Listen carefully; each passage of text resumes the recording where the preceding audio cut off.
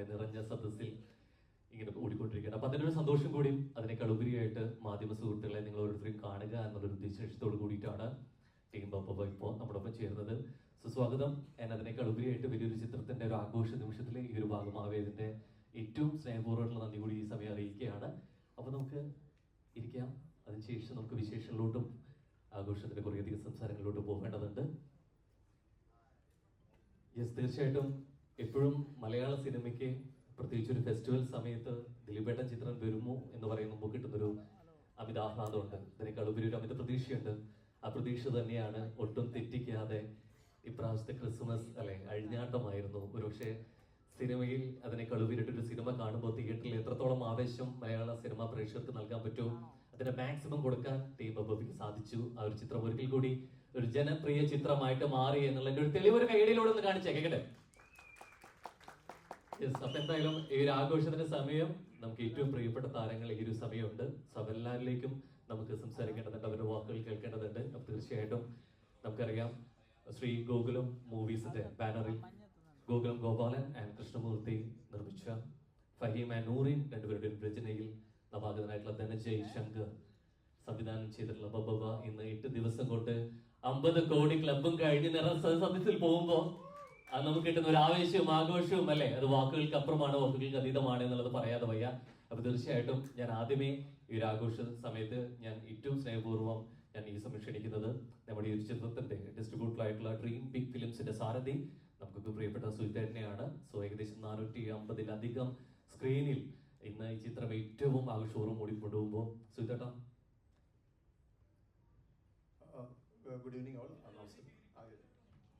എല്ലാവർക്കും ആദ്യമേ ഒരു ക്രിസ്മസ് കഴിഞ്ഞിട്ട് ഈ ഒരു സാഹചര്യത്തിൽ നമ്മളോടൊപ്പം ഇവിടെ സൗമനസ്യം കാണിച്ച എല്ലാ മാധ്യമ സുഹൃത്തുക്കൾക്കും ആദ്യമേ തന്നെ നന്ദി. അതേപോലെ ഈ ഫംഗ്ഷനിലേക്കുള്ള സ്വാഗതം കൂടി പറഞ്ഞോളുന്നു.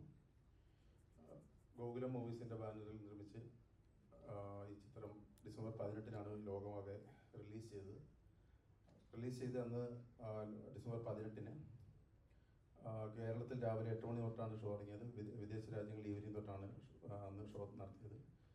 ആദ്യത്തെ ദിവസം കേരളത്തിലെ ബോക്സ് ഓഫീസിൽ ഏറ്റവും ഹയസ്റ്റ് ഡേ 1 കളക്ഷൻ ഉള്ള റെക്കോർഡ് നേടുന്ന രണ്ടാമത്തെ ചിത്രമായി നമ്മുടെ ബബ്ബ മാറി എന്നത് വളരെ സന്തോഷം നിറഞ്ഞ കാര്യമാണ്. ഏകദേശം ആദ്യത്തെ ദിവസം 7 കോടിക്ക് മുകളിൽ കളക്ഷൻ നേടുന്ന മലയാള സിനിമകളിൽ 2ാം സ്ഥാനമാണ്. ആദ്യത്തെ ദിനത്തിൽ 7 കോടിക്ക് മുകളിൽ കളക്ഷൻ നേടുന്ന രണ്ട് മലയാള ചിത്രങ്ങളേ ഉള്ളൂ മലയാള സിനിമയിൽ കേരള ബോക്സ് ഓഫീസിൽ ഡേ 1-ൽ. അതിൽ രണ്ടാമത്തത് ബബ്ബയാണ്. അതേപോലെ ഡേ 1 വേൾഡ് വൈഡ് കളക്ഷൻ എന്ന് പറയുന്നത് 15 കോടി രൂപയ്ക്ക് മുകളിലായിരുന്നു. ഇപ്പോൾ ചിത്രം ക്രിസ്മസ് കഴിഞ്ഞ് 2ാം വാരം പിന്നിട്ടുകൊണ്ടിരിക്കുകയാണ്, 2ാം വാരത്തിലൂടെ കടന്നിരിക്കുകയാണ്. ഇപ്പോൾ മലയാള സിനിമയിൽ തന്നെ ഫാസ്റ്റസ്റ്റ് 50 കോടി ക്ലബിലേക്ക് എത്തുന്ന ചിത്രങ്ങളിൽ ആദ്യത്തെ 10 എണ്ണത്തിൽ ഇടം നേടുവാൻ ബബ്ബ പോവുകയാണ്. 50 കോടി ക്ലബിലേക്ക് കിടക്കുകയാണ് ഈ അവസരത്തിൽ. അതുപോലെ തന്നെ ചിത്രത്തിന് ഇപ്പോഴും നിറഞ്ഞ സദസ്സിൽ 2ാം വാരത്തിലും 200-ലധികം തിയേറ്ററുകളിൽ ചിത്രം പ്രദർശിപ്പിച്ചുകൊണ്ടിരിക്കുകയാണ്. വിദേശ രാജ്യങ്ങളിൽ ഉൾപ്പെടെ എല്ലായിടത്തും നല്ല റെസ്പോൺസാണ് വരുന്നത്. അപ്പോൾ ചിത്രത്തിൻ്റെ ഈ ഒരു സക്സസ്സിന് നിങ്ങളെവരുടെയും മീഡിയ ഭാഗത്ത് നിന്ന് കിട്ടിയ സപ്പോർട്ടിന് ഒരു നന്ദി കൂടി ഈ അവസരത്തിൽ രേഖപ്പെടുത്തുന്നു. കൂടുതൽ ഡീറ്റെയിൽസ് എല്ലാം നമ്മുടെ മറ്റു താരങ്ങളും അണിയറക്കാരും പറയുന്നതായിരിക്കും. Thank you so much. തീർച്ചയായിട്ടും ആദ്യ ചിത്രത്തിൽ തന്നെ ഹിറ്റടിക്കുക എന്ന അപൂർവ നേട്ടത്തിന് അല്ലെ നവാഗതരിൽ പുതിയ മുഖം എന്ന് വിശേഷിപ്പിക്കേണ്ടിയിരിക്കുന്നു. ഒരു ചിത്രത്തോളം താരങ്ങളെ ഒരുമിച്ച് ഒരു സ്ക്രീനിൽ കൊണ്ടുവരുമ്പോൾ കിട്ടുന്നൊരു ആവേശമുണ്ട്. ആ സംവിധാന മികവിൽ ഒട്ടും കുറവ് വരുത്താതെ ഒരുപക്ഷെ ഈ ക്രിസ്മസ് കാലഘട്ടത്തിൽ മലയാളികൾക്ക് നൽകി ഏറ്റവും മികച്ച വിരുന്നിലെ പുറകിലെ ആ സംവിധായക മികവ്. The captain of ship mister. Thank you. എല്ലാവർക്കും ക്രിസ്മസ് പുതുവത്സരാശംസകൾ. സിനിമ തിയേറ്ററിൽ ആളുകൾ ഡാൻസ് കളിച്ച് പാട്ടുപാടി കാണുന്നു എന്ന് പറഞ്ഞാൽ ഭയങ്കര സന്തോഷമുണ്ട്. നല്ല റെസ്പോൺസാണ് എല്ലാ സ്ഥലത്തും വരുന്നത്. നല്ലതും ആളുകൾക്ക് ഇഷ്ടപ്പെടാത്തതൊക്കെ ആയിട്ടുള്ള റെസ്പോൺസ് കിട്ടിക്കൊണ്ടിരിക്കുന്നുണ്ട്. എല്ലാം നമ്മൾ അറിയുന്നുണ്ട്. എന്തായാലും സിനിമ ഈ പറഞ്ഞ പോലെ സുഹിതേട്ടൻ പറഞ്ഞ പോലെ ഇങ്ങനെയുള്ള റെക്കോർഡുകൾ കിട്ടുന്നതിൽ ഭയങ്കര സന്തോഷം. അത് ആദ്യത്തെ സിനിമയിൽ തന്നെ ആയതിൽ അത് ഭയങ്കര വലിയൊരു സന്തോഷവും അഭിമാനമൊക്കെ ഉണ്ട്. അതുപോലെ ദിലീപേട്ടനെയും ലാലേട്ടനെയും വിനീതേട്ടനെയും ധ്യാനേട്ടനെയൊക്കെ വെച്ചിട്ട് സിനിമ ചെയ്യാൻ പറ്റിയതിൽ അത് വലിയൊരു ഭാഗ്യമായിട്ടും അത് എന്താ പറയുക, നമ്മൾ ഇത്രയും കാലം കഷ്ടപ്പെട്ടതിൻ്റെ ഒരു ഫലമായിട്ടും ഞാൻ കാണുന്നു. തീർച്ചയായിട്ടും ഒരു ദിലീപേട്ടനെ അല്ലെ രണ്ട് കാലഘട്ടത്തിലൂടെ നമ്മൾ കാണുന്നുണ്ട്. ആൻഡ് ഭയങ്കരമായിട്ടൊരു ഫേസ് സിമിലാരിറ്റീസ് നമ്മൾ കാണുന്നുണ്ട്. ഭയങ്കര സിമിലൻസ് ആയിട്ട് ഒരു പക്ക ഒരു കാസ്റ്റിംഗ് നമ്മൾ കണ്ടു. ആൻഡ് സത്യ അതിന്റെ ചെറുപ്പകാലഘട്ടം ഏറ്റവും ഭംഗിയായിട്ട് സിനിമയിലെ ഒരു അസിസ്റ്റന്റ് ഡയറക്ടർ കൂടിയാണ്. So yes.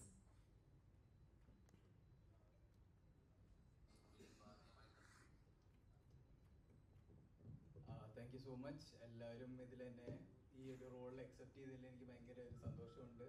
അതുകൂടാണ്ട് thank you to Gopalan sir, Krishnamoorthy ചേട്ടൻ, പിന്നെ DJ ആൻഡ് മവൻ. ഭയങ്കര ഒരു വലിയൊരു മൂമെന്റ് തന്നെയാണ്. ഇതേപോലത്തെ ഒരു വലിയൊരു സിനിമയിൽ എന്നെ ആദ്യമായിട്ട് അസിസ്റ്റ് ചെയ്യാന്ന് പറഞ്ഞാൽ എനിക്ക് ഇത്രയും വലിയ കിട്ടിയൊരു ചാൻസിന് ഞാൻ ദൈവത്തിനോട് നന്ദി പറഞ്ഞു. So thank you all. Yes. And നവമാധ്യമങ്ങളിലൂടെ വന്ന് ബിസ്ക്രീനിലോട്ട് ചേക്കേറിയ ഒരു പ്രിയ താരം നമുക്കിടയിൽ ഇരിപ്പുണ്ട്. ഒരു പക്ഷേ അല്ലെ പ്രേമലുവിലെ സുബിലിനോട് വന്ന് ഇന്ന് ഒരു പക്ഷെ പതിഞ്ഞ ശബ്ദത്തിൽ ഇത്രത്തോളം കൗണ്ടർ അടിക്കാനുള്ള കഴിവുള്ള മറ്റൊരാളുണ്ടോ എന്നുള്ള സംശയമാണ്. So yes. സോ തീർച്ചയായിട്ടും ഏറ്റവും സ്നേഹപൂർവ്വം ഒരുപക്ഷെ നമുക്ക് വേദിയിൽ തന്നെ രണ്ട് ഗാന്മാർ നമുക്ക് ഉണ്ടെന്നുള്ളതാണ് എൻ്റെ ഏറ്റവും വലിയ സന്തോഷം. So Shameer Khan please. Thank you. പറഞ്ഞ പോലെ അത്രയും വലിയൊരു സൗണ്ട് കുറവായിട്ടാണ് ചിരിക്കുന്നത്. ഇത്രയും വലിയൊരു സിനിമയുടെ ഭാഗമാകാൻ പറ്റിയതിൽ സന്തോഷം. എന്നെ ഇതിലേക്ക് വിളിച്ച DJക്കും ഗോകുലം മൂവീസിനും എല്ലാവർക്കും നന്ദി, സന്തോഷം. വാക്കുകൾ വളരെ ചുരുക്കിയിട്ടുണ്ട് അല്ലെ. ഇനി ചോദ്യങ്ങൾക്കുള്ള മറുപടി ആയിട്ട് എന്തായാലും ശിവരുണ്ടായിരിക്കും എന്നുള്ള കാര്യത്തിൽ സംശയമില്ല. പക്ഷേ ഈ കഴിഞ്ഞ കാലഘട്ടത്തിൽ വരുന്ന സിനിമാ പ്രൊമോഷനിലൂടെയൊക്കെ ഈ സാന്നിധ്യമില്ലാതെ നമുക്ക് പൂർണ്ണമാവില്ല. നമുക്ക് ഒരു പക്ഷേ 2025 രണ്ടാം പകുതിയിൽ എടുത്ത് നോക്കുമ്പോൾ ഇദ്ദേഹം ഇല്ലാതെ അല്ലെ വളരെ അപൂർവമായിട്ടുള്ള സിനിമകളിൽ നമ്മൾ കണ്ടിട്ടുള്ളൂ.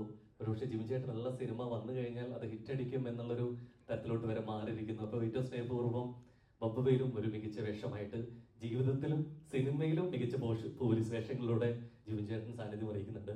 So please. ഈ ഒരു സിനിമയുടെ ഭാഗമാകാൻ പറ്റിയത് തന്നെയാണ് ഏറ്റവും വലിയൊരു ഭാഗ്യം. വർഷത്തിൻ്റെ അവസാനവും നല്ലൊരു വിജയത്തിൻ്റെ ഭാഗമായിട്ട് ദിലീപേട്ടനോടും ഈ ഒരു ടീമിനോടും ഒപ്പം ഈ വർഷം കഴിയുന്നതിൽ ഏറ്റവും വലിയ സന്തോഷം ഉണ്ട്. എല്ലാ സപ്പോർട്ടും നൽകിയ നിങ്ങളെല്ലാവർക്കും നന്ദി അറിയിക്കുന്നു. Thank you.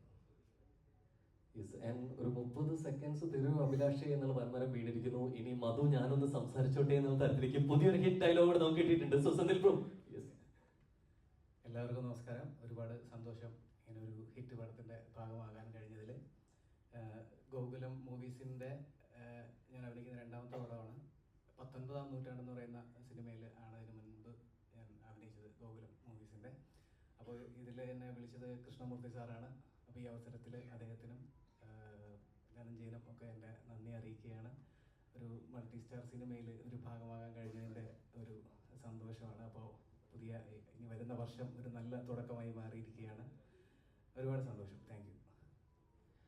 ആൻഡ് ഒരു പക്ഷേ ഈ ഒരു സ്റ്റേജ് നോക്കിക്കഴിഞ്ഞാൽ ഒരു തലമുറകളുടെ നായകൻ എന്നുള്ള രീതിയിലേക്ക് ബിഗ് സ്ക്രീനിൽ നമ്മൾ ലാലേട്ടൻ നമ്മൾ കണ്ടു, റിയൽ ഓജിയാണ്. പക്ഷേ ഒരുപക്ഷെ ഈ ഒരു കാലഘട്ടത്തിലും ഒരു ജെൻസി ആയിട്ട് കാണാൻ പറ്റുന്ന അല്ലെങ്കിൽ വേഷപ്പകർച്ചയിലൂടെ നമ്മളൊക്കെ ഞെട്ടിച്ചുകൊണ്ടിരിക്കുന്ന ഒരു താരമുണ്ട് അല്ലെ. ആരാണ്? യെസ്. ഒരുപക്ഷെ ഇത്രയധികം സിനിമകളിലൂടെ ഈ കാലത്തിനനുസരിച്ച് കോലം മാറാന്ന് കേട്ടിട്ടുണ്ട്. ഒരുപക്ഷെ സിനിമയ്ക്കൊപ്പം തന്നെ വേഷവിധാനത്തിലും അപ്ഡേറ്റ്സിലൂടെ നമ്മളൊക്കെ യൂത്തിനെ ഞെട്ടിച്ചുകൊണ്ടിരിക്കുന്നത് best competitor Riyas Khan. So Riyas Khan. Good evening. എല്ലാവർക്കും നമസ്കാരം. Press media, thanks to press and media. നിങ്ങൾ ഈ സിനിമ വേറെ ലെവലിലേക്ക് കൊണ്ടുപോയി. നിങ്ങൾ first of all thanks to the director Dhananjayan sir and Gokulam Movies, Gokulam Gopalan sir. Thanks to the entire team, technicians. Thanking എല്ലാവരെയും താങ്ക് ചെയ്യുന്നു. പാത്രം കഴുകുന്ന സ്ത്രീ മുതൽ നമുക്ക് തുണി അലക്കി തരുന്ന ആൾക്കാർ വരെ to the bottom level. Bottom level എന്ന് പറയുന്നില്ല, അതിൻ്റെ അർത്ഥം എല്ലാവരെയും അത്രയും എല്ലാവരും ഹാർഡ് വർക്ക് ചെയ്തിട്ടുണ്ട്. So thanks to everybody. ഇതെല്ലാം ഇല്ലാതെ ഇതൊന്നും ഇല്ല, ഇത്രയും വലിയ വിക്ടറി ഇല്ല. എനിക്കൊരു സ്പെഷ്യൽ മൂവ്മെൻ്റ് ആണ്. ബിക്കോസ് ചെന്നൈയിൽ ട്രസ്പുരം എന്നൊരു സ്ഥലമുണ്ട് കോടമ്പാക്കത്തിൽ. അതൊരു ഗ്രൗണ്ടാണ്. അതിന് ചുറ്റപ്പറ്റി കുറേ വീടുകളുണ്ട്. ഇന്ന് അവിടെ ആ ഭാഗത്ത് താമസിച്ചവരൊക്കെ ഒന്ന് പുനീത് രാജായിരുന്നു, ഒന്ന് ശിവരാജ് കുമാറായിരുന്നു. അങ്ങനെ ഗോപാലൻ സാറിൻ്റെ വീട് ഈ ട്രസ്പുരത്തിൻ്റെ നേരെ ഓപ്പോസിറ്റ് സൈഡിലാണ്. ഞങ്ങളവിടെ ക്രിക്കറ്റ് കളിക്കും. ഈ ബോൾ അടിച്ച് സാറിൻ്റെ വീട്ടിലേക്ക് പോകും. ഞാനാണ് അപ്പോൾ ഈ ബോൾ എടുത്തിട്ട് വരുന്നത്. അപ്പോൾ 10 പ്രാവശ്യം ബോൾ തരില്ല, എടുത്ത് വയ്ക്കും. സാറിനൊന്നും ഓർമ്മയില്ല. പക്ഷേ ഇതൊക്കെ ജീവിതത്തിൽ നടന്നതാണ്. ഇന്ന് ആ സാറിൻ്റെ പടത്തിൽ, അവരുടെ മൂവീസിൽ ഞാൻ അഭിനയിക്കുന്നു. സോ ഇതൊക്കെ big moment in my life. ഷാനയുടെ നിന്ന് ഞാൻ ശമ്പളം വാങ്ങുന്നു. സോ ഭയങ്കര ഹാപ്പിയാണ് ഈ പ്രൊഡക്ഷനിൽ വർക്ക് ചെയ്തതും ഈ ടീമിനായിട്ട് ഞാൻ യാത്ര ചെയ്തതും. പിന്നെ ഏറ്റവും വലിയ സന്തോഷം, ഞാൻ എപ്പോഴും ഇഷ്ടപ്പെടുന്ന എൻ്റെ സുഹൃത്താണോ ബ്രദറാണോ അതറിയില്ല, ഈ റിലേഷൻ എന്താണെന്ന്. കുറേ പടം ദിലീപേട്ടൻ ഞാൻ അഭിനയിച്ചിട്ടുണ്ട്. സോ എപ്പോഴും ഞാൻ ദിലീപേട്ടനോട് അഭിനയിക്കുമ്പോൾ അതൊരു സക്സസ് പടമായിട്ടേ ഉള്ളൂ. സോ ഇതും ഒരു വലിയ സക്സസ് ആണ്. സോ വളരെ സന്തോഷം. ചില വാക്കുകളൊന്നും പറയാൻ പറ്റത്തില്ല. സോ അത്രയൊരു സന്തോഷമുള്ള ഒരു മൂമെൻ്റ് ആണ്, ഇന്നൊരു ദിവസമാണ്. സോ താങ്ക് യു എവറിബഡി, എല്ലാവരും, all the co-artists, all my colleagues, thank you so much and lots of love. Merry Christmas and Happy New Year. Thank you so much. And തീർച്ചയായിട്ടും ഇനി എല്ലാ കണ്ണുകളും കാതുകളും ഒരാളിലേക്ക്, ഒരുപക്ഷെ മലയാള സിനിമയിൽ, ഒരുപക്ഷെ മലയാളിയുടെ ഏതൊരു സന്തോഷത്തിലും സിനിമയിലെ വേഷപ്പകർച്ച കൊണ്ട് ആഘോഷമാക്കിയ മാറ്റിയ ഒരാൾ, മീശമാധവനായും കല്യാണരാമനായും വാളയാർ പരമശിവമായും ഒക്കെ ഇനി എത്രയൊക്കെ കഴിഞ്ഞാലും, ബബബ സിനിമയിൽ വിനീതേട്ടൻ പറയുന്നൊരു ഡയലോഗ് ഉണ്ട്, ഇത് പുതിയ പിള്ളേരുടെ കാലഘട്ടമാണെന്നുള്ളത്. ഇനി എത്രയൊക്കെ പിള്ളേർ വന്നാൽ പോലും ഞാൻ ഇവിടെ തന്നെ ഉണ്ടെന്ന് കൂട്ടിയുറപ്പിച്ചുകൊണ്ട് മലയാളി മനസ്സിലെ ആഘോഷങ്ങളുടെ സന്തോഷങ്ങളുടെ ഒരേ ഒരു ജനപ്രിയ നായകൻ ദിലീപേട്ടൻ.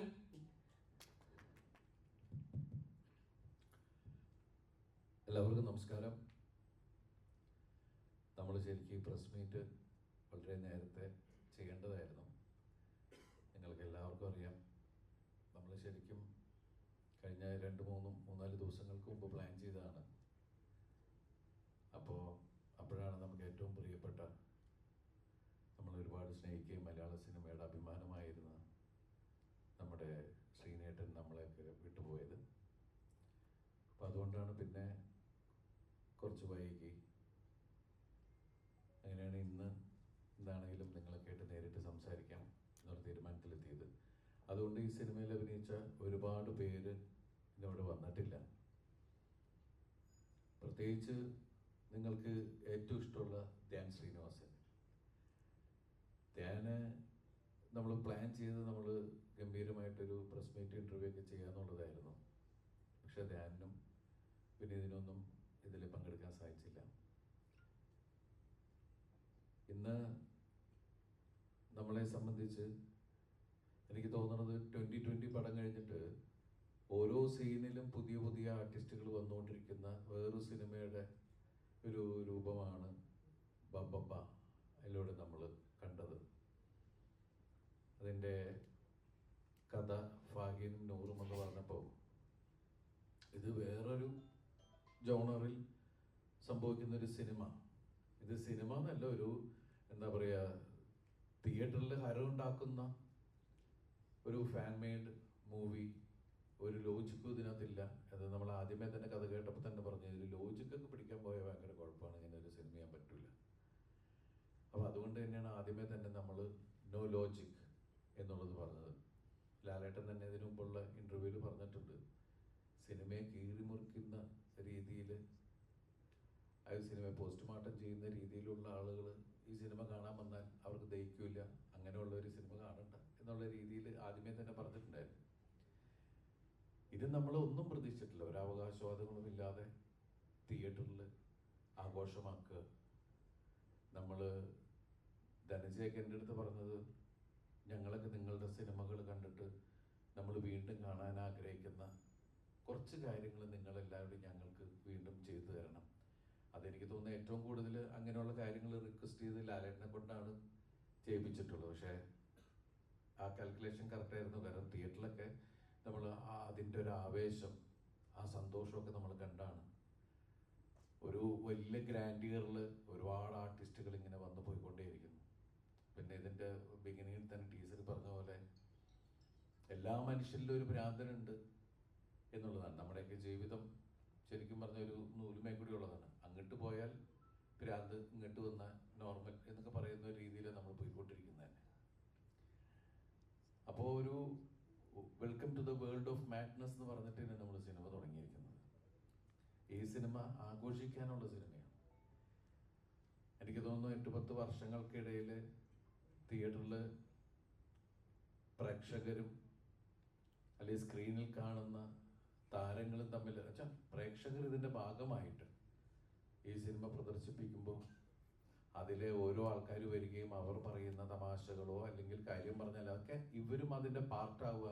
സ്ക്രീനിൽ ഡാൻസ് നടക്കുന്ന സമയത്ത് തിയേറ്ററിൽ യങ്സ്റ്റേഴ്സ് എല്ലാവരും ഇറങ്ങി നിന്ന് ആ ഡാൻസ് കളിക്കുക എന്നൊക്കെ പറയുന്നത് ഒരുപാട് കാലമായിട്ട് നമ്മുടെ മലയാള സിനിമാ ചരിത്രത്തിൽ തിയേറ്ററിൽ നിന്ന് ഇങ്ങനെ മറഞ്ഞു തുടങ്ങിയിരുന്ന ഒരു കാര്യമായിരുന്നു. അപ്പോൾ ആ ആവേശം ശരിക്കും നമ്മൾ തിയേറ്ററിൽ ഭയങ്കര ഒരു എന്താ പറയുക ആഘോഷം, ഒരു ഉത്സവം നടക്കുന്ന പോലെയുള്ള ഒരു പ്രതീതി ഉണ്ടാക്കുക. ഇപ്പം ഞാൻ പല തിയേറ്റർ വിസിറ്റ് പോലെ ഒന്ന് പോവുകയുണ്ടായി.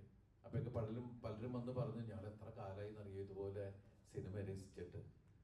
അപ്പം അങ്ങനെ ഒരു സിനിമ ഉണ്ടാവുകയും അതിന് ചുക്കാൻ പിടിച്ച് അല്ലെങ്കിൽ അതിനു വേണ്ടി ആ സിനിമ നിർമ്മിക്കാൻ തയ്യാറായ ഗോപാലേട്ടനെയും, ഗോകുലം മൂവീസിൻ്റെ ഗോപാലേട്ടനെയും, കൃഷ്ണമൂർത്തിയെയും, മറ്റുള്ള ബൈജു ബായ്, ഗോപാലേട്ടൻ്റെ മകൻ, അതുപോലെ പ്രവീൺ, ഇവരൊക്കെ ഈ സമയത്ത് നമുക്ക് മറക്കാൻ പറ്റില്ല. കാരണം ഇങ്ങനെ ഒരു സിനിമ ഉണ്ടായത് അവരുള്ളത് കൊണ്ടാണ്.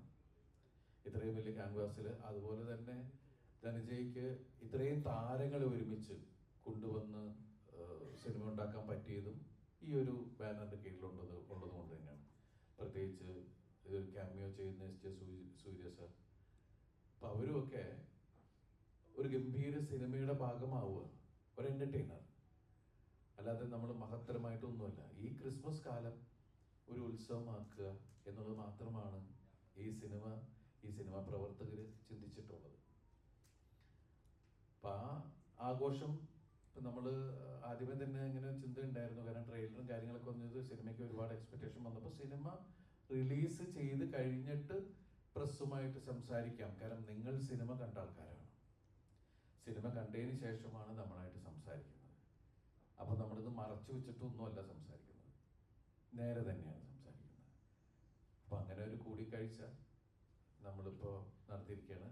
ഇനി മുന്നോട്ടുള്ള യാത്രയിലും നമ്മൾക്ക് ഈ സിനിമ വലിയൊരു രീതിയിൽ, എനിക്ക് തോന്നുന്നത് ഞാൻ അഭിനയിച്ച ഒരു സിനിമ, ഇതിപ്പോൾ എൻ്റെ സിനിമ മാത്രമല്ല, ഇദ്ദേഹത്തിൻ്റെ ധനഞ്ജയുടെ ആദ്യത്തെ സിനിമയാണ്. ഫാഹിനും നൂറും ചെയ്യുന്ന അവരെഴുതിയ ആദ്യത്തെ സിനിമയാണ്. അതുപോലെ ഈ സിനിമ കൊണ്ട് ഇതിൽ ലാലേട്ടനുണ്ട്, എസ് ജെ സൂര്യയുണ്ട്, അശോകേട്ടനുണ്ട്, ബാലു വർഗീസ് ഉണ്ട്, വിനീത് ഉണ്ട്, ധ്യാനുണ്ട്, ദേവേട്ടനുണ്ട്, സാൻഡി മാസ്റ്റർ ഉണ്ട്. അങ്ങനെ തുടങ്ങുന്ന ഒരു വലിയ നീണ്ട നിര തന്നെയാണ് സിനിമയിൽ. ശരണി ചേച്ചി തുടങ്ങിയ ഒരുപാട് ആൾക്കാർ നിങ്ങളെല്ലാം കണ്ടതാണ്. അപ്പോൾ അവർക്ക് ഇപ്പോൾ ഈ അതുപോലെ എടുത്തു പറയേണ്ട ഒരാൾ ബൈജു സന്തോഷ്. ബൈജുബായി ഇതിൽ വളരെ പ്രധാനപ്പെട്ട വേഷം തന്നെയാണ് ചെയ്തിരിക്കുന്നത്. അപ്പോൾ ഈ സിനിമയിൽ ഈ സിനിമ ഷൂട്ടിങ്ങിന് ആൾക്കാരെ കൊണ്ടുവരുന്നേക്കാളും വലിയ ബുദ്ധിമുട്ടായിരുന്നു. കാരണം വെച്ചാൽ ഒരു ഇൻ്റർവ്യൂവിൻ്റെ മുമ്പിലേക്ക് എല്ലാവരും ഒത്തു കിട്ടുക എന്ന് പറയുന്നത്. പലരും ഷൂട്ടിങ്ങിലും ഒക്കെയാണ്. പിന്നെ നമ്മൾ വിചാരിച്ച പോലെ ചെയ്യാൻ പറ്റിയില്ല, കുറച്ച് കഴിഞ്ഞു പോയി. അപ്പോൾ അതുകൊണ്ടൊക്കെ നമ്മളെന്താ പറയുക, നിങ്ങളുടെ സപ്പോർട്ടുകൾ വളരെ ആഗ്രഹിക്കണം. മുന്നോട്ടും ഈ സിനിമയെ പ്രൊമോട്ട് ചെയ്ത് ഈ ക്രിസ്മസും ന്യൂ ഇയറും ഒക്കെ നമുക്ക് അടിച്ചു പൊളിക്കാൻ ആവട്ടെ. നിങ്ങളുടെ സപ്പോർട്ട് ഉണ്ടാവണം. അതിന് വേണ്ടിയിട്ടാണ് ഈ press meet. Thank you. Thank you തിരുവട്ട. തീർച്ചയായിട്ടും ഒരുപാട് ചോദ്യങ്ങളുമായിട്ടാണ് നിങ്ങൾ മുമ്പിലിരിക്കണമെന്ന് അറിയാം. അതിനേക്കാൾ ഉപരിയായിട്ട് നമ്മൾ ബൊബ സിനിമയുമായി ബന്ധപ്പെട്ട ചോദ്യങ്ങൾ മാത്രമായിരിക്കും നമ്മൾ ഈ ഒരു സമയം ചോദിക്കുക. തീർച്ചയായിട്ടും നിങ്ങളിലേക്ക് മൈക്ക് എത്തുന്നതായിരിക്കും.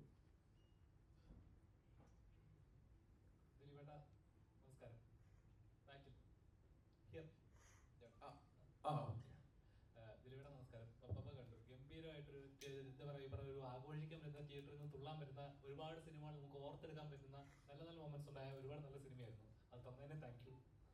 തിരിച്ച് നിങ്ങളോട്, കാരണം നിങ്ങളിപ്പോൾ പറഞ്ഞ വേർഡ്സ് അത് ജനങ്ങളിലേക്ക് എത്തിക്കുകയാണ് വേണ്ടത്. കാരണം നിങ്ങളാണ് ഈ പറയുന്ന നമ്മൾ ജനങ്ങളായിട്ടുള്ളതിൻ്റെയും നമ്മൾ ഇപ്പോഴത്തെ ജോലി ചെയ്യുന്നതിൻ്റെ ഇടയിലുള്ളൊരു പാലമാണ് നിങ്ങൾ കറക്റ്റായിട്ട് അത് എത്തിച്ചു കഴിഞ്ഞാൽ സിനിമയ്ക്ക്. സിനിമ എന്ന് പറയുന്നത് ഒരു വ്യക്തിയുടേത് മാത്രമല്ല, ഇത് വലിയ കൂട്ടായ്മയാണ്. അതുപോലെ ഒരുപാട് കുടുംബങ്ങൾക്ക് വരെ ഗുണം ചെയ്യുന്ന, ഒരുപാട് കുടുംബാംഗങ്ങൾക്ക് ജോലി നൽകുന്ന ഒരു വലിയ പ്രസ്ഥാനമാണ്. അപ്പോൾ അതുകൊണ്ട് ഒരു സിനിമ വിജയിക്കുക എന്ന് പറയുന്നത് അത് ഒരുപാട് സ്ഥലങ്ങളിലേക്ക് ഗുണകരമാകാവുന്ന കാര്യങ്ങളാണ്. Anyway thanks. അതുപോലെ ദിലീപേട്ട ഒരു ആക്ടറിനെ സംബന്ധിച്ച് പറഞ്ഞ പോലെ പ്രേക്ഷകർ നൽകുന്ന കയ്യടിയായിരിക്കും അല്ലെങ്കിൽ അവർ തരുന്ന ഒരു മൊമെന്റ് ആയിരിക്കും ഏറ്റവും വലിയൊരു റെക്കഗ്നൈസ് ചെയ്യുന്നത്. അപ്പം ഇത്രയും സ്ട്രഗിളിങ് കഴിഞ്ഞ് ഞാൻ അന്ന് തിയേറ്റർ വൈസ് കവിതയിൽ വന്നപ്പോൾ കണ്ടായിരുന്നു, ആ സ്റ്റേജിൽ കയറിയപ്പോൾ ദിലീപേട്ടന് കണ്ണു നിറങ്ങിയൊരു നിമിഷം ഞാൻ കണ്ടായിരുന്നു. അപ്പോൾ ഒരു കലാകാരന് കിട്ടിയ ഒരു അംഗീകാരം ഭയങ്കര ഒരു പ്രൗഡ് മൊമെന്റ് ആയിട്ട് ഫീൽ ചെയ്തു ആ വീഡിയോ കാണുന്ന സമയത്ത്. എങ്ങനെ ഉണ്ടായിരുന്നു ഒരു പ്രേക്ഷകന് അത്രയും ഒരു ഫൈറ്റിംഗ് ഒക്കെ കിട്ടുന്ന ഒരു ആരവം ഉണ്ടല്ലോ, ഒരു ആക്ടറിനെ സംബന്ധിച്ച് ഒരു അംഗീകാരമാണ് അത്. ആ ഒരു മൊമെന്റ് എങ്ങനെയാണ് ഫീൽ ചെയ്തത്? അല്ല, ഒരു കലാകാരൻ എന്ന് പറയുന്നത് ശരിക്കും പറഞ്ഞ പ്രേക്ഷകനെ സംബന്ധിച്ച് അവർ അടിക്കുന്ന 2 കൈ കൂട്ടിയടിക്കുന്ന ഒരു ശബ്ദം ഉണ്ടല്ലോ, അത് ഞങ്ങൾക്കുള്ള എനർജി എന്ന് പറഞ്ഞിട്ടുണ്ടെങ്കിൽ അത് നിസ്സാരമല്ല. അവരുടെ ആ സ്നേഹം എന്നെ സംബന്ധിച്ച് പറഞ്ഞാൽ ഏകദേശം 10-30 വർഷമായിട്ട് ഈ കയ്യടി കൊണ്ട് മാത്രമാണ് ഇവിടെ നിലനിൽക്കുന്നത്. ഏത് സമയത്തും എന്നെ വിശ്വസിച്ച് എൻ്റെ കൂടെ നിൽക്കുന്ന പ്രേക്ഷകർ. കാരണം അവരില്ലെങ്കിൽ പിന്നെ നമുക്കൊന്നുമില്ല എന്ന് പറയുന്ന ഒരു അവസ്ഥയാണ്. നമ്മൾ ആരുടെ മുമ്പിൽ ആടിത്തിമിർക്കാനാണ്. പിന്നെ ഈ പറയുന്ന ഒരു വലിയ പ്രോഡക്റ്റ് ഉണ്ടാവുന്നത് ഒരുപാട് പേരുടെ കൂട്ടായ്മയാണ്. എൻ്റെ കൂടെയുള്ള ആർട്ടിസ്റ്റുകൾ, അതുപോലെ എൻ്റെ ഡയറക്ടർ. ഇപ്പോൾ ഈ ഡയറക്ടറെ സംബന്ധിച്ച് ഒരു ധനഞ്ജയ് ഒരു ആദ്യമായിട്ടൊരു സിനിമ ചെയ്ത പോലെയല്ല. ഒരു പുതിയ ഒരാൾക്ക് ശരിക്കും പറഞ്ഞാൽ ഇത്രയും ആർട്ടിസ്റ്റുകളെ കിട്ടുമ്പോൾ തന്നെ പതറിപ്പോവും. പക്ഷേ അതിന് ഈ കഥ എന്നിലേക്ക് എത്തിച്ചത് വിനീത് ശ്രീനിവാസനാണ്. വിനീതാണ് എന്നെ വിളിച്ച് പറഞ്ഞത്, ദിലീപേട്ട ഒരു കഥയുണ്ടെന്ന് കേട്ടു നോക്കൂ. കഥ എന്ന് പറയാൻ പറ്റില്ല, ഒരു സംഭവങ്ങളാണ്, അതൊന്ന് കേട്ടു നോക്കൂ, എന്നിട്ട് നമുക്കത് എങ്ങനെയാണെന്ന് ആലോചിക്കാം. നമുക്കൊരു ഭ്രാന്തം പരിപാടിയാണ് എന്ന് പറഞ്ഞ് ഞാൻ പറഞ്ഞു കേൾക്കാം എന്ന് പറഞ്ഞിട്ടാണ് നമ്മളിങ്ങനെ ഈ കാര്യം ഇങ്ങനൊരു അവസ്ഥ ഉണ്ടാക്കിയത്. സിനിമ ഈ കഥ കേട്ട് കഴിയുമ്പോൾ ഞാൻ പറഞ്ഞത് ഇത് തന്നെയാണ്, നമ്മളിതൊരു ഭ്രാന്തൻ പോക്കാണ്, ഇതിന്റെ ഫെയ്റ്റും നമുക്ക് അറിഞ്ഞുകൂടാ എന്നുള്ള രീതിയിലാണ്. കാരണം വെച്ചിട്ടുണ്ടെങ്കിൽ ഒരുപാട് അതിൽ ധനഞ്ജയുടെ ഇത് തന്നെയായിരുന്നു. ഞാൻ ഇന്റർവൽ സീക്വൻസിൽ പാട്ട് ഇടുന്ന വിഷയം, മിസ്റ്റർ ബട്ട്ലറുടെ പാട്ട് ഇടുമ്പോൾ അപ്പം ഞാൻ ധനഞ്ജയോട്, ധനഞ്ജയ് ഇത് നമ്മൾ ഏത് റിയാലിറ്റി ഷോയ്ക്ക് ചെല്ലുമ്പോഴും ഈ പാട്ട് ഇടുന്നുണ്ട്, അപ്പം അത് ജനങ്ങൾക്ക് എത്രത്തോളം സിനിമയിൽ വരുമ്പോൾ നമുക്ക് അറിയില്ല എന്നുള്ള രീതിയിൽ പറഞ്ഞില്ല ഏട്ടാ, അത് കറക്റ്റ് ആവും. അങ്ങനെ നമ്മൾ 2 പാട്ടും കൂടി എല്ലാവർക്കും ഇഷ്ടമുള്ള 2 പാട്ട്, കാരണം ആ പാട്ട് എപ്പോൾ വേണമെങ്കിലും മാറ്റാവുന്ന ഒരു ഐറ്റം വന്നിട്ടുണ്ടല്ലോ. അപ്പോൾ അതുകൊണ്ട് അതിങ്ങനെ ഞെക്കിക്കൊണ്ടിരുന്നു കഴിഞ്ഞാൽ നമുക്ക് പാട്ട് മാറ്റി കഴിച്ചേ. പക്ഷെ അതൊക്കെ ഗംഭീരമായിട്ട് തിയേറ്ററിൽ വർക്കൗട്ടായി എന്ന് പറയുന്ന ഒരു സാധനം ഉണ്ടല്ലോ. ഇതിപ്പോ ഇങ്ങനെ ഒരു സിനിമ, ഈ സിനിമയിൽ മാത്രമേ ഇമ്മാതിരി പരിപാടികൾ ചെയ്യാൻ പറ്റുള്ളൂ. ഇനിയിപ്പോ ധനഞ്ജയ്ക്കാണ് ഏറ്റവും ടെൻഷൻ, ധനഞ്ജയിന്റെ അടുത്ത സിനിമ എന്തായിരിക്കും എന്നുള്ളതാണ്. ഈ സിനിമ ഇപ്പൊ നമ്മൾ ലാലേട്ടനെ ഏറ്റവും കൂടുതൽ എങ്ങനെ കാണാൻ ആഗ്രഹിച്ചു, അങ്ങനെ നമ്മൾ ചെയ്തിട്ടുണ്ട്. ഇപ്പൊ നമ്മുടെ വേറെ കുറച്ച് സിനിമയിലെ ചിന്തകളൊക്കെ ചിലപ്പോൾ അതിൽ വന്നിട്ടുണ്ടാവാം. അതുപോലെ എല്ലാ ആർട്ടിസ്റ്റുകളുടെ ഓരോ സെക്കൻഡിലും പുതിയ പുതിയ കാര്യങ്ങൾ നടക്കുന്നു. ഈ സിനിമയ്ക്ക് പ്രെഡിക്റ്റ് ചെയ്യാൻ പറ്റാത്തൊരു അവസ്ഥ ഉണ്ടായിരുന്നു, മനസ്സിലായില്ലേ? അപ്പൊ അതൊക്കെ ഗംഭീരമായിട്ട് വർക്കൗട്ടായി. ഈ സിനിമയിൽ ഒരു നായികയില്ല, പക്ഷെ എനിക്ക് ലാസ്റ്റ് ഒരു നായിക തരാന്ന് പറഞ്ഞു, അതൊന്നും തന്നില്ല. പിന്നെ അപ്പൊ ടൈലറിന്റെ ഒക്കെ വേറെ തരത്തില്ലേ. എന്തായാലും എനിവേ നമ്മളെ സംബന്ധിച്ച് ഈ പറയണ 10 ദിവസം, ഇപ്പൊ നമ്മുടെയൊക്കെ സിനിമകൾ വന്ന 10 ദിവസം കൊണ്ട് വരുന്ന കളക്ഷൻ 3 ദിവസം കൊണ്ട് വന്ന് കയറുക എന്ന് പറഞ്ഞ പോലെ അത്രയും അധികം ആളുകൾ ഇത്രയും വൈഡ് റിലീസ്. ഞാൻ പറഞ്ഞില്ലേ, ഞാൻ അഭിനയിച്ചാൽ ഏറ്റവും കൂടുതൽ റിലീസ് സംഭവിച്ച ഒരു സിനിമയാണിത്. 450 എത്രയോ സെന്റേഴ്സിൽ, 450 എത്രയോ സെന്റേഴ്സിലുണ്ടായിരുന്നു ഞാൻ. പക്ഷെ അതിനൊക്കെ ഇങ്ങനെ അത്രയൊക്കെ ചെയ്യണോ എന്ന് ചോദിച്ചിട്ടുള്ള ഇതാണ്. ഒരിക്കലും ജനങ്ങൾ മറക്കത്തില്ല, നല്ലൊരു കലാകാരൻ ഒരിക്കലും ജനങ്ങൾ മറക്കത്തില്ല എന്നുള്ള അംഗീകാരം കൂടിയാണല്ലോ സിനിമ. Thank you. ഡയറക്ടറോടാണ് എങ്ങനെ ഇപ്പൊ ദിലീപേട്ടൻ പറഞ്ഞ പോലെ തന്നെ ആ ഒരു പ്രഷർ ഉണ്ടല്ലോ. ശരിക്കും പറഞ്ഞാൽ ഇത്ര ആർട്ടിസ്റ്റുകൾ ഒരുമിച്ച് ആദ്യ പടം, അതും ഇതേപോലെ ഒരു ജോണർ എല്ലാവരും മിക്സ്, ഉണ്ടാകുന്നൊരു പ്രഷർ ഉണ്ടോ ഒരു ഡയറക്ടർ എന്നുള്ള ഒരു തിയേറ്ററിൽ സ്ക്രീനിൽ എങ്ങനെയാണ് വർക്കൗട്ട് ആവും, ഇതെങ്ങനെയാണ് ഒരു എക്സ്പീരിയൻസ് കൂടിയാണ്, ഒരു എക്സ്പെരിമെന്റ് കൂടിയാണിത്. എങ്ങനെയുണ്ട് ആ ഒരു വെയിറ്റ് എങ്ങനെയുണ്ട്? ലാലേട്ടനെ പോലെ ഒരാളെ പല സിനിമകളും നമ്മൾ കണ്ടിട്ടുണ്ട്, ലാലേട്ടൻ മീശ പിടിക്കുന്നത് കണ്ടിരുന്നെങ്കിൽ, മുണ്ട് മടക്കുന്നത് ഇന്ന പോലത്തെ സീൻ കണ്ടിരുന്നെങ്കിൽ എന്ന് പറഞ്ഞ ഒരുപാട് സീനുകൾ നമ്മൾ പറഞ്ഞിട്ടുണ്ട്. അതെല്ലാം ഒരൊറ്റ സിനിമയിൽ ഞങ്ങൾ കാണിച്ചു. എങ്ങനെയാണ് ആ വെയിറ്റ് പ്രഷർ, ആ ഒരു എക്സ്പീരിയൻസ് എങ്ങനെ ഉണ്ടായിരുന്നു? നല്ല എക്സ്പീരിയൻസ് ആയിരുന്നു. കാരണം ഇത്രയും വലിയ വലിയ ആളുകൾ നമ്മൾ എഴുതിയ, നമ്മൾ സ്വപ്നം കണ്ട സ്ഥാനത്തിൽ വന്ന് അഭിനയിക്കുക എന്ന് പറയുമ്പോൾ അത് തന്നെയായിരുന്നു ഏറ്റവും വലിയ കിക്ക്. അപ്പോൾ അത് ഓരോ നിമിഷവും ഇങ്ങനെ സംഭവിച്ചുകൊണ്ട് നിൽക്കുമ്പോൾ, അത് സിനിമ വളർന്നുകൊണ്ടിരിക്കുമ്പോൾ അതിൻ്റെ പ്രോസസ്സിൽ എൻജോയ് ചെയ്ത് അതിൻ്റെ ത്രില്ലിൽ തന്നെയായിരുന്നു മുന്നോട്ട് പോയിക്കൊണ്ടിരുന്നത്. പിന്നെ ഇത്രയും നല്ല ആർട്ടിസ്റ്റുകളാണ് നമ്മളെ കയ്യിൽ. അപ്പം നമ്മൾ അതിൻ്റെ കാര്യത്തിൽ വേറെ ടെൻഷനൊന്നും ഇല്ലല്ലോ. നമുക്ക് വേണ്ട കാര്യം എങ്ങനെ വേണം എന്നുള്ളത് മാത്രം പറഞ്ഞാൽ മതി, ബാക്കി അവർ നമുക്ക് തന്നോളും.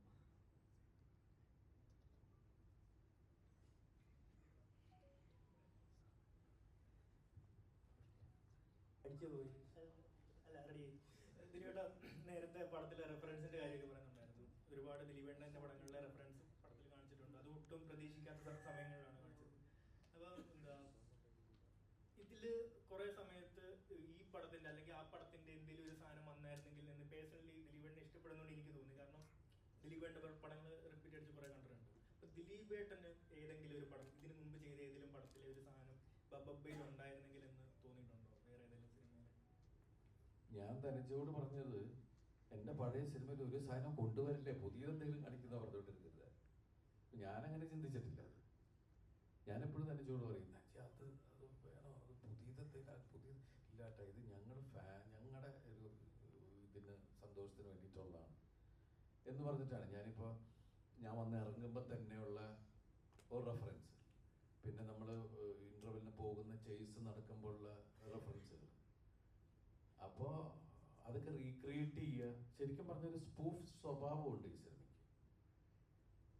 ലാലേട്ടനെ കൊണ്ട് നമുക്ക് കാണാൻ ആഗ്രഹിച്ച സാധനങ്ങൾ ഇപ്പോൾ പുള്ളി പറഞ്ഞ പോലെ ഒറ്റ സിനിമയിൽ തന്നെ അതിൻ്റെ മെയിൻ സാധനങ്ങളൊക്കെ എടുത്ത് മുണ്ട് ഉരുള്ള അടി, കാല് ഇതാക്കല്, അങ്ങനെ ഒരുപാട് സാധനങ്ങൾ. പിന്നെ ഇതൊരു ലാലേട്ടൻ തന്നെ പറഞ്ഞ സാധനം, ഇതൊരു എന്താ പറയുക, ഒരു വെറുതെ ഹൈപ്പ് ഉണ്ടാക്കുക എന്ന് പറയാം. അതാണ് തുമ്മുമ്പയ്ക്കും മണ്ണൊക്കെ ഇങ്ങനെ എയറിലേക്ക് പോകുക.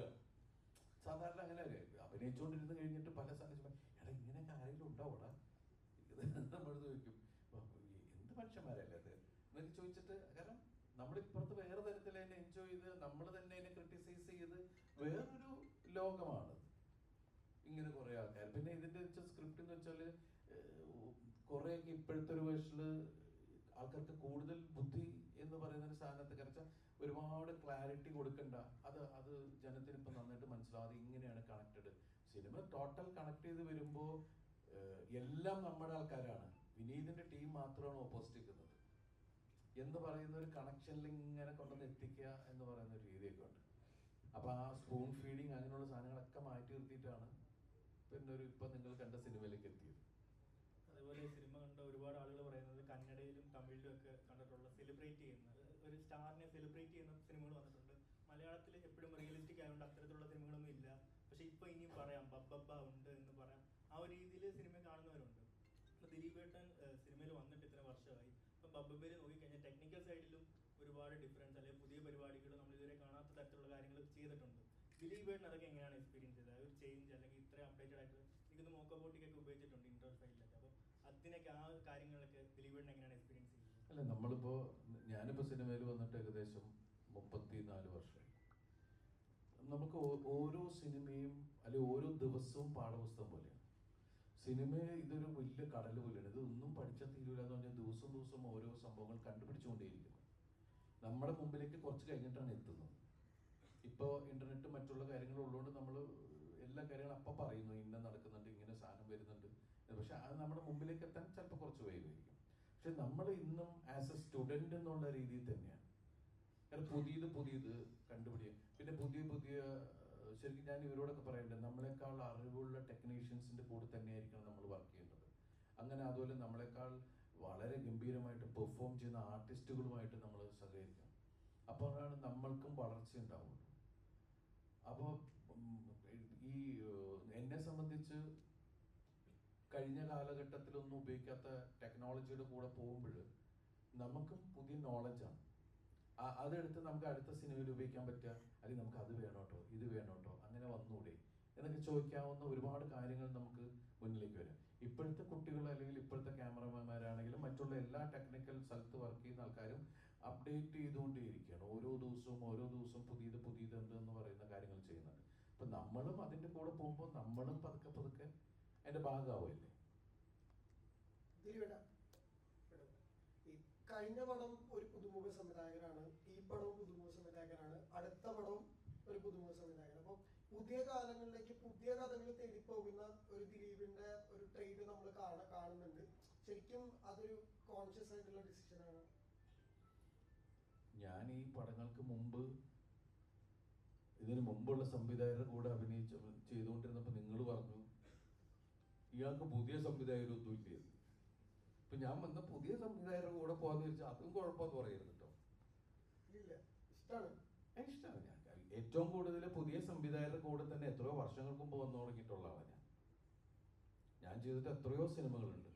പുതിയ ആൾക്കാരുടെ കൂടെ ചെയ്തിട്ടുണ്ട്, പുതിയ നായികമാരുടെ കൂടെ അഭിനയിച്ചിട്ടുണ്ട്, പുതിയ സംവിധായകർ സുന്ദരദാസ് തുടങ്ങിയിട്ട് ഇങ്ങനെ അങ്ങനെ ഒരുപാട് പേരുടെ സിനിമയിൽ അഭിനയിച്ചു. ജോണി ആന്റണി, ഞാൻ തന്നെ പ്രൊഡ്യൂസ് ചെയ്ത ആദ്യത്തെ സിനിമ ജോണിയുടെ ഞാൻ നിർമ്മിച്ചാണ്.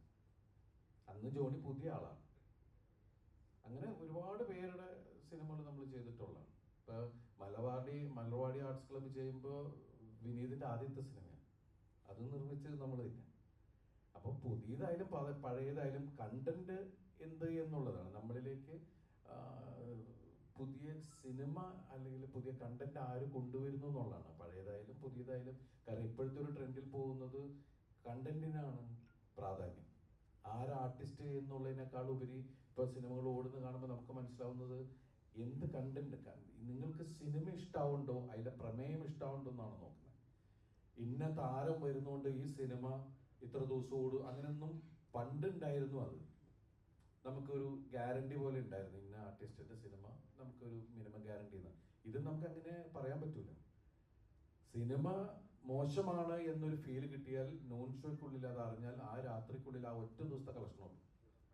അത് കഴിഞ്ഞാൽ പിറ്റേ ദിവസം എന്ന് പറഞ്ഞാൽ നമ്മൾ കാണുന്നുണ്ട് ആ സിനിമ വിട്ടു. അപ്പൊ പ്രമേയത്തിനാണ് ഇപ്പോഴത്തെ വാല്യൂ കൊടുക്കുന്നത്. അത് ആരുടെ സിനിമയിലും പ്രമേയം നന്നായാൽ സിനിമ അത് ക്യാരി ചെയ്ത് സിനിമ എടുത്തുകൊണ്ട് ഓടുക എന്ന് പറയില്ല. അപ്പൊ പുതിയ സംവിധായകര് നല്ല നല്ല സംഭവങ്ങളായിട്ട് വരട്ടെ. പഴയ സംവിധായകരുടെ സുഹൃത്തുക്കൾ തന്നെയാണ്, അവര് നല്ല സംഭവമായിട്ട് വന്നാൽ ഞാൻ അവരുടെ കൂടെ പോകും. ദിലീപേട്ട, ഇപ്പം ചില ചില കഥാപാത്രങ്ങൾ കാണുമ്പോൾ നമുക്ക്, അല്ലെങ്കിൽ ചില കഥകൾ കേൾക്കുമ്പോൾ നമുക്ക് ഒരു ആക്ടറിന് കിട്ടുന്ന ഒരു ഫ്രീഡം ഉണ്ട്. അല്ലെങ്കിൽ ആ കഥാപാത്രത്തിനകത്ത് നിന്ന് ചെയ്യേണ്ട ഇതുണ്ടാവും, അല്ലെങ്കിൽ എനിക്ക് ഇഷ്ടത്തിന് ചെയ്യാൻ പറ്റുന്ന ഒരു സ്പേസ് ഉണ്ടാവും. അപ്പം ഇതിലെ കഥാപാത്രം വെച്ച് നോക്കുമ്പോഴേക്കും ദിലീപേട്ടന് എന്താ പറയാ, എന്ത് വേണേലും ചെയ്യാൻ പറ്റുന്ന ഒരു സ്പേസ് കിട്ടുന്ന ഒരു കഥാപാത്രമായിരുന്നു. ശരിക്കും ഇതേപോലെ ഒരു കഥാപാത്രം കിട്ടാനാണ് വെയിറ്റ് ചെയ്തിരുന്നത്. എനിക്ക് ഫ്രീഡമായിട്ട് ഇല്ല, എന്റെ ഫ്രീഡത്തിന് ഇതിനകത്ത് ഞാനൊന്നും ചെയ്തിട്ടില്ല. കാരണം ഇത് ഇവര് കൺസീവ് ചെയ്ത സിനിമയാണ്. അല്ല, നമ്മുടെ കഥാപാത്രത്തിന്റെ ഒരു ഫ്രീഡം അല്ല, അതാ ഞാൻ പറഞ്ഞത്. ഈ കഥാപാത്രം എന്ത് ചെയ്യുമ്പോഴും ഞാൻ ഇവരോട് ചോദിക്കുന്നത് ഞാൻ ശരിയാണോ ചെയ്യുന്നത്, ഇതിങ്ങനെ മതിയോ, ഇത് ഇത്രത്തോളം മതിയോ എന്ന് ഇവർ ഓക്കെ പറയുന്ന ആ രീതിക്ക് തന്നെ ഞാൻ പോയിട്ടുള്ളൂ. മനസ്സിലായില്ലേ? കഥാപാത്രം എന്ന് വെച്ചിട്ടുണ്ടെങ്കിൽ അതിന്റെ അളവ് പോലും നിശ്ചയിച്ചത് ഇവരാണ്. ഇങ്ങനെ ഇതാണ് നമുക്ക് വെച്ചാൽ. അതിപ്പോ അതിലെ എല്ലാ ആർട്ടിസ്റ്റുകളും, ലാലേട്ടൻ വരെ എപ്പോഴും ഞാൻ കണ്ടതിൽ ഏറ്റവും കൂടുതൽ ഒരു ഡയറക്ടറെ എന്താ പറയാ ഭയങ്കര വാല്യൂ കൊടുത്ത് ഡയറക്ടർ പറയുന്നത് അങ്ങനെ തന്നെ മീൻസ് ഒരു ഇതുമില്ലാണ്ട് പുള്ളിക്ക് അത് ഓക്കെ ആണെങ്കിൽ ഓക്കെ, അത് പുള്ളിക്ക് ഇഷ്ടമാണോ ഇല്ലേ എന്നുള്ളതല്ല, ആ ഡയറക്ടർ എന്താ ആഗ്രഹിക്കുന്നു അത് കൊടുക്കുന്നു. നമ്മൾ ചിലപ്പോൾ ആർഗ്യുമെന്റിലെങ്കിലും പോകും, അല്ല അത് കുഴപ്പമാവണില്ലേ, അത് ഇതാവണില്ലേ എന്ന് ചോദിക്കുന്ന ലാലേട്ടൻ 1-2 തവണ പറയും. അത് കഴിഞ്ഞാൽ ലാലേട്ടൻ അത് വിടും. ശരി, അദ്ദേഹത്തിന് അതാണ് ആവശ്യമെങ്കിൽ കൊടുത്തേക്കാം. നമ്മൾ പിന്നെ ആർഗ്യുന്നത് വാങ്ങിച്ച് നമുക്ക് ചോദിക്കാൻ നിൽക്കും, നമ്മുടെ രീതിക്ക് ആക്കാൻ ശ്രമിക്കും. ആക്കാൻ രീതിക്കല്ല, നമ്മൾ പറഞ്ഞത് അത് വേണ്ടേ എന്ന് പറയുന്ന സ്ഥലത്തേക്ക് ചിലപ്പോൾ ഇരിക്കും. പക്ഷെ ഈ സിനിമയിൽ എല്ലാവരും ഇവർ ഉണ്ടാക്കിയ ഇവർ കണ്ട സിനിമയിലേക്കാണ് നമ്മളെല്ലാം. ഇവൻ ഞാൻ അത്ഭുതപ്പെട്ടത് ഈ ഇദ്ദേഹത്തിന്റെ ഗുരുവാണ് വിനീത് ശ്രീനിവാസൻ. ഈ വിനീത് പോലും ഞാൻ എന്താ ചെയ്യേണ്ടത് ചോദിച്ചപ്പോ എന്ന് പറയുന്ന ഒരു സാധനം ഉണ്ടല്ലോ. അപ്പൊ ആ ഒരു രീതിയിലാണ് എല്ലാവരും ഇതിനെ ബിഹേവ് ചെയ്തത്. വെച്ചാൽ ഇതിനകത്ത് ഇപ്പൊ ധ്യാൻ വിനീതുള്ള സീക്വൻസ് നിങ്ങൾ കണ്ടതാ. നമ്മൾ ഒരുപാട് തിയേറ്ററിൽ പൊട്ടിച്ചിരിച്ചു പോയതാ. കാരണം ഡേറ്റ് ലൈഫില് ധ്യാൻ വന്ന് നിങ്ങളുടെ മുമ്പിലിരുന്ന് പറയുന്ന തമാശകള് ഇതൊക്കെ അതാണ്. എന്റെ വീട്ടിൽ എന്നെ എന്റെ അച്ഛനെയും പറയണോടാ അതൊക്കെ ചോദിച്ചിട്ട് ചോദിച്ചാൽ ഞാൻ അത് സ്ക്രീനിലാണ് കണ്ടത്. എനിക്ക് അപ്പൊ കോമ്പിനേഷൻ ഇല്ല. അപ്പൊ ഞാനത് കണ്ടിട്ട് ധ്യാനോട് ചോദിച്ചു, ധ്യാൻ ഇത് എങ്ങനെയാ നീ പെർഫോം ചെയ്തത്? കാരണം ഒരു ചിരി പോലും ഇല്ലാണ്ട് ഭയങ്കര ഇതിൽ നിൽക്കുകയാണ്. അപ്പൊ ധ്യാൻ എൻ്റെ അടുത്ത് പറഞ്ഞാൽ, ചേട്ടാ അതാ വർഷം ഒരു ഇന്റർവ്യൂ ഉണ്ടായിരുന്നേ, അതോടെ അത് കഴിഞ്ഞിട്ട് ഞങ്ങള് അങ്ങനെ വലിയ സംസാരമൊന്നും ഉണ്ടാവാറില്ല. അപ്പൊ അതുകൊണ്ട് എനിക്ക് ആത്മാർത്ഥമായിട്ട് അഭിനയിക്കാൻ പറ്റി എന്ന് പറയാം. അപ്പൊ അതൊക്കെ ആ ഒരു എന്ന് പറഞ്ഞിട്ട് അതിന്റെ പേരിൽ വിനീത് ദേഷ്യമോ ഒന്നുമല്ല. അപ്പൊ ആ ഒരു രസകരമായിട്ട് വിനീതും ധ്യാനും ഒക്കെ ഇതിന്റെ കൂടെ തന്നെ നിൽക്കുക. കാരണം ഇതൊരു സ്പൂഫാണ്. വിനീത് തന്നെയാണ് ഈ മറ്റേ ചെന്നൈയിൽ നിന്ന് വരുന്ന കാര്യം പറഞ്ഞിട്ടുള്ള സ്ഥലം. കാരണം അത് വിനീതിന്റെ ഉള്ളിൽ അത് ഭയങ്കര കുഴപ്പമാണെങ്കിൽ ധനഞ്ജയ് ഒരിക്കലും അത് ചെയ്യില്ല. എനിക്ക് തോന്നുന്നു ഞാൻ കാണുമ്പോൾ അത് ഡബ് ചെയ്ത് വെച്ചത് വിനീത് തന്നെയാണ്.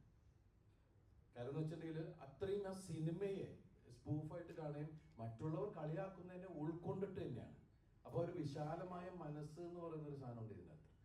നമ്മൾ മറ്റുള്ളവർക്ക് രസിക്കാവുന്ന സാധനങ്ങൾ എന്തൊക്കെ നമുക്ക് ചെയ്യാൻ പറ്റും എന്നുള്ളതാണ്. പിന്നെ ഇതിനകത്ത് ഒന്നിനെയും ഇവർ സിനിമ ഉണ്ടാക്കുന്ന സമയത്ത്, കഥ പറയുന്ന സമയത്തും ഇവരാരെ ഹേർട്ട് ചെയ്യാത്ത രീതിയിൽ തന്നെയാണ് ഓരോ കാര്യങ്ങൾ ചെയ്തിട്ടുള്ളത്. ഇവർ ഈ സിനിമയ്ക്ക് വേണ്ടി മനഃപൂർവ്വം ഒരാളെ കരിവാരത്തേക്കാനോ ഒരു കാര്യങ്ങൾക്ക് ഇവർ ശ്രമിച്ചിട്ടില്ല. അത് ഐ എം ഡാം ഷുവർ.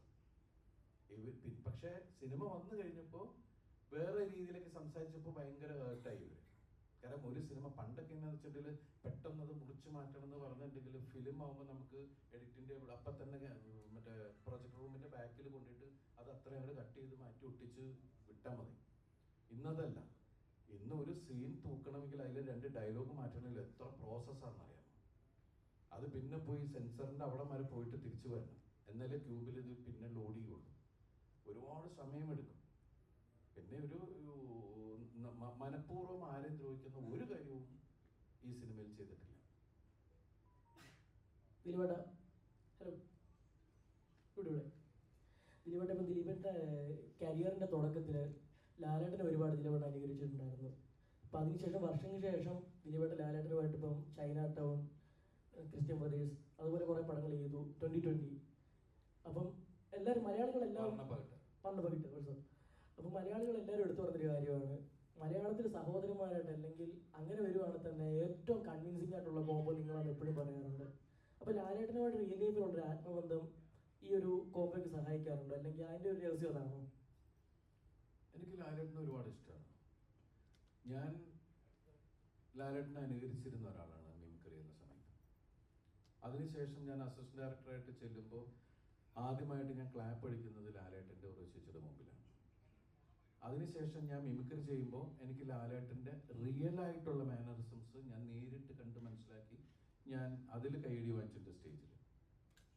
സിനിമയിലെ ആൾക്കാരുടെ മുമ്പിലും റിയൽ മോഹൻലാൽ എന്താണ്, എങ്ങനെ പെർഫോം ചെയ്യണേ എന്നുള്ള രീതിയിലും ഞാൻ പെർഫോം ചെയ്യണം. അതിനുശേഷം അദ്ദേഹത്തിൻ്റെ കൂടെ അഭിനയിക്കണമെന്ന് എനിക്ക് ഒരുപാട് അഭിനയം തുടങ്ങിയതിന് ശേഷം ഒരുപാട് ആഗ്രഹമുണ്ടായിരുന്നു. അങ്ങനെയാണ് യാദൃശ്ചികമായിട്ട് വർണ്ണപ്പകിട്ട് എന്ന് പറഞ്ഞ സിനിമയിൽ എനിക്ക് അഭിനയിക്കാൻ കിട്ടി. പിന്നെയാണ് ഈ പറയുന്ന പോലെ 2020 ക്രിസ്ത്യൻ ബ്രദേഴ്സ്, എല്ലാത്തിലും അനിയൻ്റെ ക്യാരക്ടറായിരുന്നു. പിന്നെയാണ് ചൈന ടൗൺ. എനിക്ക് തോന്നുന്നു ചൈന ടൗൺ കഴിഞ്ഞിട്ട് ഒരു 14 വർഷം കഴിഞ്ഞിട്ടാണ്. ചിലപ്പോൾ നമുക്ക് ഒരാളോടുള്ള ഇഷ്ടം അതെന്തായാലും ആ ഒരു കെമിസ്ട്രി നാച്ചുറലി നമുക്ക് സ്ക്രീനിൽ ഉണ്ടായേക്കാം. കാരണം ബേസിക്കലി നമ്മളൊക്കെ ഇപ്പം എൻ്റെ സീനിയേഴ്സാണ്, മമ്മൂക്കയാണെങ്കിലും ലാലേട്ടനാണെങ്കിലും സുരേഷ് ഏട്ടനാണെങ്കിലും ജയറാമേട്ടനാണെങ്കിലും ഞാൻ ഇവരുടെ കൂടെയൊക്കെ വർക്ക് ചെയ്തിട്ടുള്ള ആളാണ്, അസിസ്റ്റൻ്റ് ആയിട്ടൊക്കെ. അപ്പം അന്ന് മുതൽ നമുക്ക് എനിക്ക് ആരോടും ഒരു ഈഗോ ഇല്ലാത്ത ഒരാളാണ് ഞാൻ. പോയിട്ട് 2020 ഒക്കെ ചെയ്യുന്ന സമയത്ത് അവരുടെ വീട്ടിൽ ഞാൻ രാവിലെ പോയിട്ട് നമുക്ക് പോകട്ടെ, നമുക്ക് പോകാം എന്ന് പറഞ്ഞിട്ട് നമ്മൾ വിളിക്കാൻ പോകാം. ഞാനപ്പുറത്ത് ഇപ്പുറത്തെ ഹീറോ ആയിട്ട് അഭിനയിക്കുന്ന ഒരാളാണ്. പക്ഷെ അതല്ല, ഞാൻ അവരുടെ മുമ്പിൽ എന്താണ് കാര്യം, എൻ്റെ വളർച്ച മൊത്തത്തിൽ കണ്ടിട്ടുള്ളത് അവരാണ്. ഞാൻ സിനിമയിൽ വന്ന കാലം മുതൽ ഞാൻ എന്താണ് എന്ന് പറയുന്നത് അവർക്ക് 100% എൻ്റെ ഒരു ട്രാവൽ അറിയാവുന്ന ഒരാളാണ്. അപ്പം അതുകൊണ്ട് അവരുടെ സിനിമയിൽ തന്നെ അഭിനയിക്കാൻ വിളിച്ചു കഴിഞ്ഞാൽ ഞാൻ കഥ പോലും ചോദിക്കാറില്ല. എന്തിനാണ് അവർ വിളിക്കുമ്പോൾ എന്തെങ്കിലും എനിക്ക് ചെയ്യാൻ എന്തെങ്കിലും ഉണ്ടാവും. അതിൽ ആരാണ് സ്ക്രീൻ സ്പേസ് ഇത്രയും, ആരാ സ്കോർ ചെയ്യണേ, അതൊന്നും ഞാൻ ചോദിക്കാറില്ല. ഇത്രയും സിനിമകളിൽ ഞാൻ അവരോട് അഭിനയിച്ചാൽ, ഈ 4 പേരോട് അഭിനയിച്ച സിനിമയിൽ ഞാൻ ഒന്നും ചോദിക്കാതെ പോയിട്ട് അഭിനയിക്കുക ചെയ്യാറ്. അത് നമ്മൾ അവർക്ക് കൊടുക്കുന്ന റെസ്പെക്റ്റ്, അവരോടുള്ള വിശ്വാസമൊക്കെയാണ്. അപ്പം ഈ ഇഷ്ടമായിരിക്കും ആ സ്ക്രീനിൽ നമുക്ക് ഫീൽ ചെയ്യുന്നത്. അതുപോലെ ഇപ്പം ബബാബയിൽ ഒരുപാട് റെഫറൻസസ് വന്നു ദിലീപേട്ട ഒരുപാട് സിനിമകളിലെ. അപ്പോൾ ദിലീപേട്ടനെ ഏറ്റവും എക്സൈറ്റഡ് ആയിട്ട് അല്ലെങ്കിൽ ഏറ്റവും ഇഷ്ടപ്പെട്ട് ചെയ്തൊരു റെഫറൻസ് അല്ലെങ്കിൽ ആ ഒരു സീൻ ഏതായിരിക്കും ബബാബയിൽ ഇപ്പൊ ചെയ്തതിൽ? അല്ല, അതേ പറഞ്ഞേ, ഞാൻ നേരത്തെ പറഞ്ഞല്ലോ, ഇവരുടെ ഇഷ്ടത്തിനാണ് ആ സംഭവങ്ങളെല്ലാം ചെയ്തത്. നമ്മൾ പുതിയത് ആഗ്രഹിക്കുന്നു. ഇവരെടുത്തതിലെന്ന് വെച്ചിട്ടുണ്ടെങ്കിൽ ഇപ്പൊ ചഞ്ചൽ എന്ന് പറഞ്ഞിട്ട് റിയാസ് ഭായി ഒരു വണ്ടിയായിട്ട് വരുന്നു. നിങ്ങളത് അതിന്റെ വേറെ വേർഷൻ വളരെ റൺവേയിൽ കണ്ടിട്ടുള്ളതാണ്. പരമശിവം ഇടയിൽ കയറി വേറെ ആൾക്കാർക്ക് പണി കൊടുക്കാനും മുമ്പിൽ കയറി വരുന്ന ഒരു സാധനമൊക്കെ. അപ്പോൾ അതൊക്കെ അതങ്ങനെ തന്നെ വേണം. അതൊക്കെ ഭയങ്കര ഓളമാണ് തിയേറ്ററിൽ ഉണ്ടാക്കിയത്. കാരണം വെച്ചിട്ടുണ്ടെങ്കിൽ എനിക്ക് തോന്നുന്നത് ഇപ്പോൾ വന്നിരിക്കുന്ന തലമുറ ഇതുപോലെ നമ്മൾ സ്ക്രീനിൽ അങ്ങനെ ആടി വിളയാടുന്ന ഒരു സംഭവം സ്ക്രീനിൽ കണ്ടിട്ടില്ല, ടി വിയിൽ കണ്ടിട്ടുണ്ടാവും. എനിക്ക് തോന്നുന്നു 8-10 വർഷമായിട്ട് അല്ലേ. ഇപ്പോഴത്തെ നമ്മൾ പറയില്ലേ, ഇപ്പം എന്താ പറയുക, ന്യൂ ജനറേഷൻ ഒരു മെച്യൂർഡ് ഇതിലേക്ക് വരില്ലേ, ഒരു യൂത്തിലേക്ക് വരുന്ന കുട്ടികളുടെ മുമ്പിലേക്ക് നമ്മളങ്ങനെ വലിയ ഒരു രീതിയിലുള്ള ഒരു കളികളായിട്ട് വന്നിട്ടില്ല ശരിക്കും പറഞ്ഞാൽ. അപ്പം നമ്മളെ സംബന്ധിച്ച് അതിപ്പോൾ എല്ലാവരും കുറേ കമൻസുകളും ഉണ്ടായിരുന്നു, നിങ്ങൾക്ക് ഈ സിനിമയിലൂടെ അവരുടെ മുമ്പിലെത്താൻ പറ്റി. അത് ശരിയാണ്, ഈ സിനിമയിലൂടെ യൂത്തിൻ്റെ ഭയങ്കര സപ്പോർട്ട് നമുക്ക് ഭയങ്കരമായിട്ട് ഉണ്ടായിട്ടുണ്ട് ഈ സിനിമയിൽ. അത് ആൺകുട്ടികളാണെങ്കിലും പെൺകുട്ടികളാണെങ്കിലും അവർ ചെറിയ മിനി സ്ക്രീനിൽ കണ്ട കാര്യങ്ങൾ അവർ ബിഗ് സ്ക്രീനിൽ വേറെ രീതിയിൽ കണ്ടു. അത് ധനഞ്ജയുടെ കാൽക്കുലേഷൻ, അവരുടെ ചിന്ത, അത് വർക്കൗട്ടായി.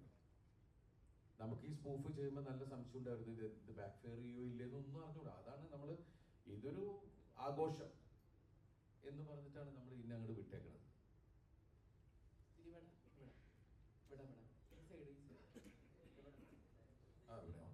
ദിലീപേട്ട ഫസ്റ്റ് ഹാഫ് ദിലീപേട്ട ഇൻട്രോ കഴിഞ്ഞതിന് ശേഷം ചൂട് ചായയുടെ ഗ്ലാസ് പോക്കറ്റിൽ ഇടുന്ന ഒരു സീനുണ്ട്.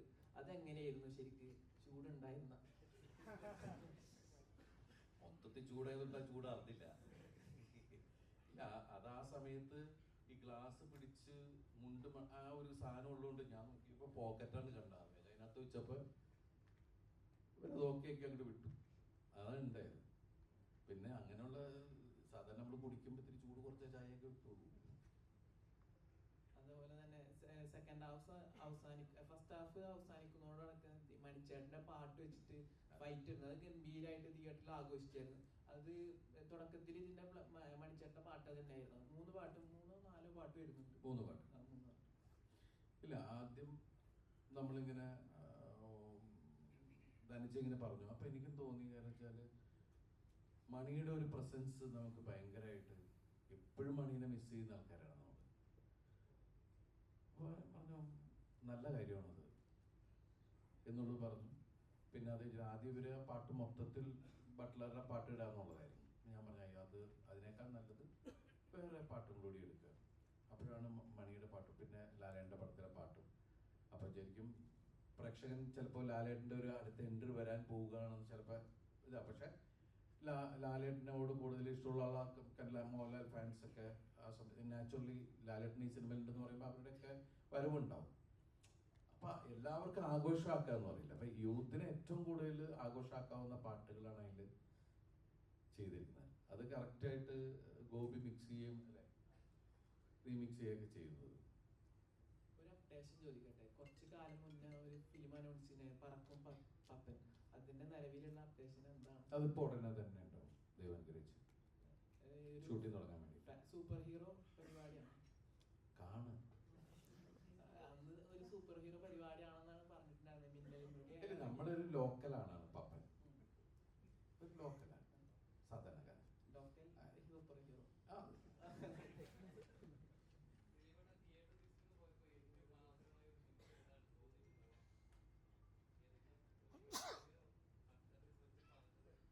അല്ല, ഒരുപാട് ആൾക്കാർ വന്ന് സ്നേഹത്തോടുകൂടി സംസാരിക്കുകയും എനിക്ക് വേണ്ടി ഒരുപാട് പ്രാർത്ഥിച്ചു എന്നൊക്കെ പറയുന്ന മൊമെന്റ്, അതിൽ എന്നെ മീൻസ് നമ്മൾ ടച്ച് ചെയ്യുന്ന പറഞ്ഞാൽ ഒന്നുടനെ ചേർത്ത് പിടിച്ച് ഒരു അമ്മൂമ്മ വന്നിട്ട് ഉമ്മൊക്കെയൊക്കെ ചെയ്തു. മീൻസ് അതൊക്കെ നമുക്ക് എന്താ വെച്ചാൽ ഈ നേരെ കണ്ടിട്ടില്ല, ഒന്നുമില്ല, എന്നെ സ്ക്രീനിലൂടെ മാത്രം കണ്ട് നമ്മളോടുള്ള സ്നേഹം, നമുക്ക് വേണ്ടി പ്രാർത്ഥിക്കുന്ന ഒരുപാട് ആളുകൾ, ഇതെല്ലാം നമ്മൾ ചെയ്ത കഥാപാത്രങ്ങളിലൂടെ നമ്മളെ കണ്ട് ഇഷ്ടപ്പെട്ടിട്ട് ഇല്ലേ നമ്മുടെ ഒരു സിനിമ വന്ന സമയത്ത്. ഇപ്പം എന്നെ സംബന്ധിച്ച് ഞാൻ ഇത്രയും കാലം അഭിനയിച്ചതിൽ ഏറ്റവും കൂടുതൽ ഇനീഷ്യൽ വന്ന എടുത്തു പറയേണ്ട പടങ്ങളിലൊന്നാണ് പപ്പ.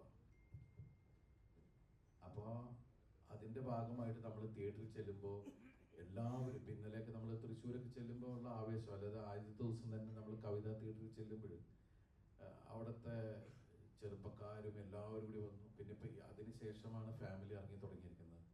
അപ്പോൾ കഴിഞ്ഞ ദിവസങ്ങളിൽ തൊടുപുഴ ആശീർവാദ് സിനിമാസിൽ പോയപ്പോഴാണ് ഫാമിലിയുടെ ഇടയിൽ നിന്നാണ് ഒരു അമ്മൂമ്മ ഓടി വന്നിട്ട്, പിന്നെ അത് ഞകത്ത് നിന്നപ്പോൾ ആ പൂപ്പിന് കുറേ പേര് അങ്ങനെയുള്ള ആളുകളൊക്കെ ആയിട്ട്.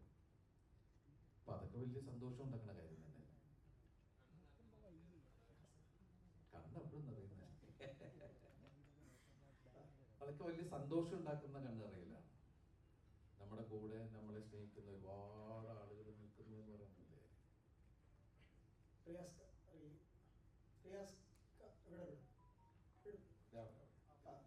മൂന്ന് ഡയലോഗ് ഒരിടി തിയേറ്റർ ശരിക്കും കത്തിച്ചു.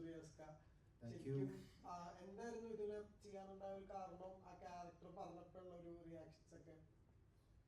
ഇതിൽ ചെയ്യാനുള്ള കാര്യം ഇപ്പം നിങ്ങൾ വിഷ്വൽ കണ്ടില്ലേ, അങ്ങനെ തന്നെയാണ് ഡയറക്ടർ സാർ എന്നോട് പറഞ്ഞത്. സോ പിന്നെ ഇങ്ങനത്തെ ഒരു പടത്തിൻ്റെ ഒരു മൂഡ് അറിയാം, ഇതിൻ്റെ ഒരു വിഷ്വൽ ഇങ്ങനെ ആയിരിക്കും എന്നറിയാം, പറയാനാണ്. സോ അത് പിന്നെ എൻ്റെ അടുത്തിരിക്കുന്ന ദിലീപ് സാർ ദിലീപേട്ടൻ കാരണം ഞാൻ ഏത് പടം ദിലീപേട്ടൻ വിളിച്ചാലും ഞാൻ അവിടെ ഓടിയെത്തിയിരിക്കും. അത് പണ്ട് പോലെ അങ്ങനെയാണ്. ശരിക്കും പറഞ്ഞാൽ ദിലീപേട്ട സൈഡാണ് റിയാസ് കഥ പറഞ്ഞപ്പോൾ ഞങ്ങൾക്ക് കുറച്ച് സന്തോഷമായില്ല. ഇനി എല്ലാം ദിലീപേട്ട സൈഡിൽ കൊടുക്കണം.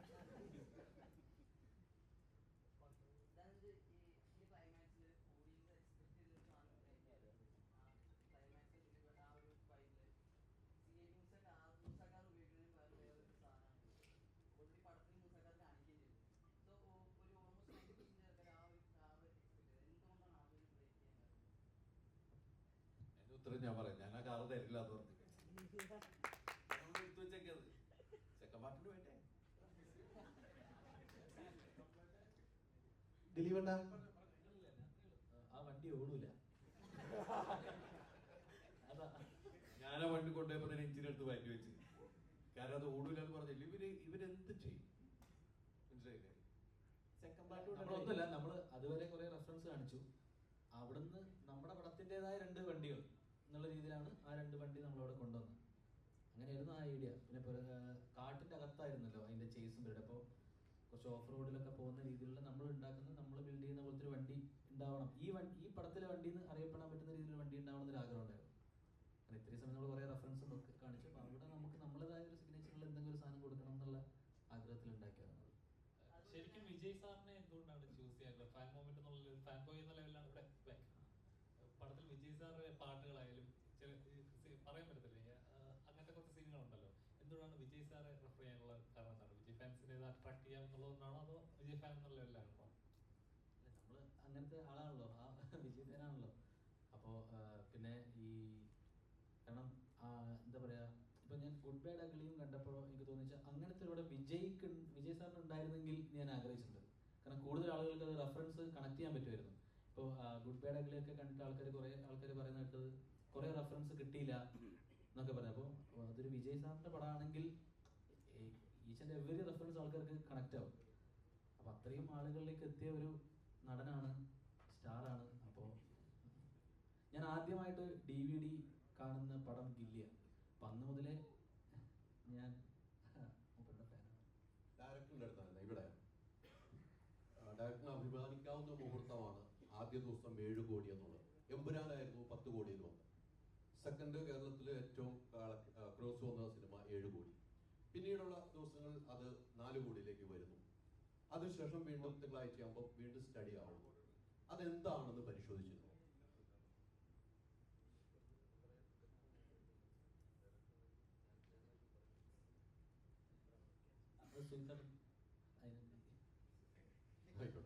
കാരണം മറ്റൊന്നും കൊണ്ടല്ല, ബോക്സ് ഓഫീസുമായിട്ട് ബന്ധപ്പെട്ട നമ്പറുകളായതുകൊണ്ടാണ് ഡിസ്ട്രിബ്യൂട്ടർ സൈഡിൽ നിന്ന് ഒരു ഉത്തരം പറയാമെന്ന് കരുതുന്നത്. അതായത് ഡേ 1 7 കോടി രൂപയ്ക്ക് മുകളിൽ, പിന്നീട് അത് 4 കോടിയായി, ആ രീതിയിൽ പിന്നെ 3 കോടി സ്റ്റെബിലൈസ് ചെയ്തു എന്ന് പറഞ്ഞു.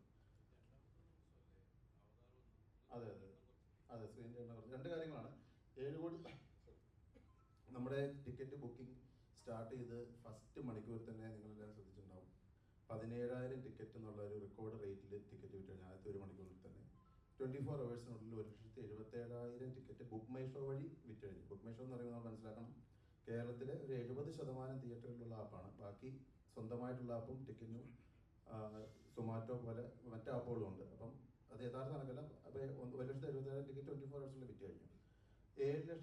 7 കോടിക്ക് മുകളിൽ ഡേ 1 പറഞ്ഞ പോലെ ഒരു ഹിറ്റ് നമ്പർ വന്നതിന് ശേഷം രണ്ടാമത്തെ ദിവസം 2 കാര്യങ്ങളാണ്. ഒന്ന്, അവതാരം എന്ന് പറയുന്ന ഒരു ഹോളിവുഡ് കോഡ് ചിത്രം വന്നു. അതുകൊണ്ട് തന്നെ നമ്മൾ 93 സ്ക്രീൻസ് രണ്ടാമത്തെ ദിവസം കട്ട് ചെയ്തു. ഒന്ന്. രണ്ടാമത്തെ കാര്യം എന്ന് വെച്ച് കഴിഞ്ഞാൽ സ്വാഭാവികമായിട്ട് ഏത് പടം കഴിഞ്ഞാൽ ശ്രദ്ധിച്ചാൽ നമുക്കറിയാം, ഈ പടം ഫസ്റ്റ് ഡേ 8 മണിക്കാണ് തുടങ്ങിയത്. രാത്രി ലേറ്റ് നൈറ്റ് ഷോ 250-ലധികം ഷോസ് ആഡ് ചെയ്തിട്ടുണ്ടായിരുന്നു ഫസ്റ്റ് ഡേ തന്നെ. സെക്കൻഡ് ഡേ നമ്മൾ 8 മണിക്കല്ല, സ്വാഭാവികമായിട്ട് 10 മണി തൊട്ടാണ് ഫാൻ ഷോ ഒന്നും ഇല്ലാത്തതിനാൽ ആഡ് ചെയ്തത്. അപ്പോൾ അതിൻ്റെതായ ഒരു 20% ഷോസിൻ്റെ കൗണ്ടിലും കുറവ് വരും, 93 സ്ക്രീനിലും വരും. അതുകൊണ്ടാണ് 4 കോടി എന്നുള്ള സ്വാഭാവികമായ ഒരു പരിണാമം മാത്രമാണ് 4-ാം തീയതി പിന്നെ സ്റ്റെബിലൈസ് ചെയ്തു എന്നുള്ളത്. ഇപ്പോഴും പക്ഷേ നമുക്ക് പറയാൻ പറ്റുന്ന കാര്യം എന്ന് വെച്ചാൽ, നിങ്ങൾക്ക് എല്ലാവർക്കും അറിയാവുന്ന പോലെ പടം ഇറങ്ങിയതിന് ശേഷം ഭയങ്കരമായ റിവ്യൂ ബോംബിങ് തന്നെയായിരുന്നു ചിത്രത്തിനെതിരെ സോഷ്യൽ മീഡിയയിലെല്ലാം ഉണ്ടായിരുന്നത്.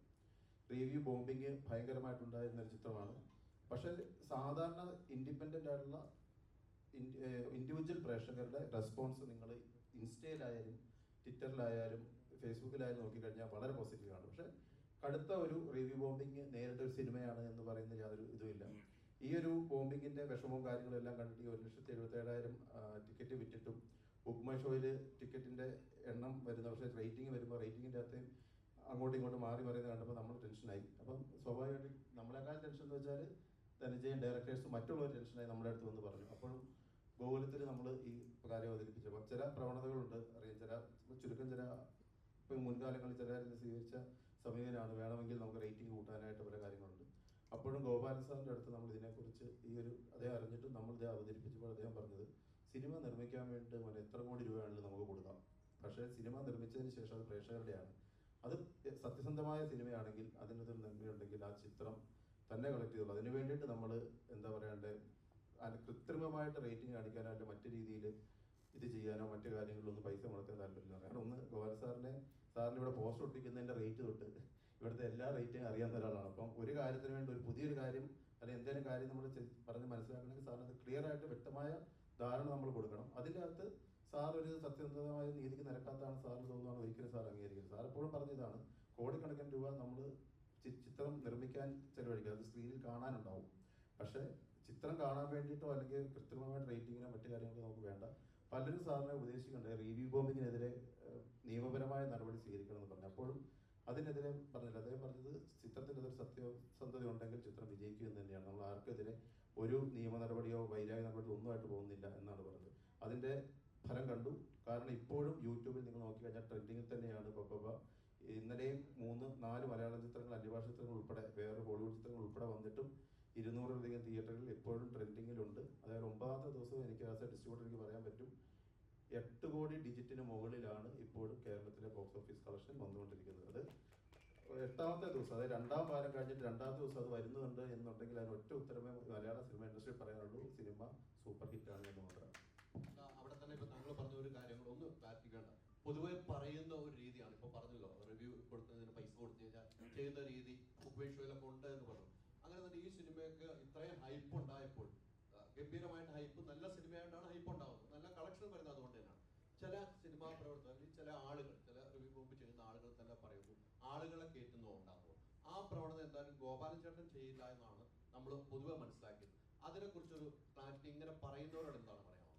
നമ്മൾ ഗോകുലം സിനിമ നിർമ്മാണം മാത്രമല്ല, ഡിസ്ട്രിബ്യൂഷനൊക്കെ വളരെ സജീവമായിട്ട് 3 വർഷം ആയിട്ടുള്ളതാണ്. കോവിഡ് ഇറങ്ങിയ ശേഷം ഉടനെന്ന ചിത്രം തൊട്ട് അദ്ദേഹം ഡിസ്ട്രിബ്യൂഷൻ ചെയ്തേക്കുന്നതുമായ അന്യഭാഷ ചിത്രങ്ങളുണ്ട്, മലയാളത്തിലെ സൂപ്പർ ചിത്രങ്ങളുണ്ട്. ഇതിലൊന്നും തന്നെ നമ്മൾ പിന്തുടർന്ന് വന്ന ഒരു രീതിയല്ല ആളെ കയറ്റുന്ന രീതി. കാരണം അതിലൂടെ നമുക്ക് യോജിപ്പില്ല. കാരണം എന്ന് പറഞ്ഞാൽ ആളുകൾ ഫ്രീ ടിക്കറ്റിന് വേണ്ടി വെയിറ്റ് ചെയ്യാൻ വേണ്ടി നമുക്ക് താല്പര്യമില്ല. കാരണം പടം ആളുകൾ വന്ന് കാണാം, അല്ലെങ്കിൽ നാളെയോ ആളുകൾ പറയും ഫ്രീ ടിക്കറ്റ് കൊടുക്കുന്ന പരിപാടി ഉണ്ടോ എന്ന് ചോദിക്കും. അതാണല്ലോ ഉദ്ദേശിച്ചത്. പക്ഷേ നമ്മളെ സംബന്ധിച്ചിടത്തോളം എന്തുകൊണ്ടാണ്, ഇപ്പം വളരെ സിമ്പിളായിട്ട് ഉദാഹരണം പറയാം, നമ്മൾ ആളെ കയറ്റി എന്നുള്ളത് അല്ല എന്ന് പ്രൂവ് ചെയ്യേണ്ട ഒറ്റ ഉത്തരം മതി.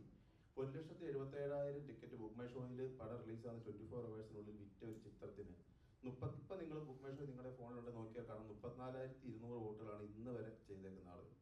നമ്മൾ ആദ്യത്തെ ട്രെൻഡ് കണ്ടപ്പോൾ തന്നെ, അതായത് പടം ഇറങ്ങി 8 മണിക്ക് തുടങ്ങി ഒരു ഷോ വിടാണ്ട് 2 മണിക്കൂർ 32 മിനിറ്റാണ് ഈ പടത്തിൻ്റെ ദൈർഘ്യം.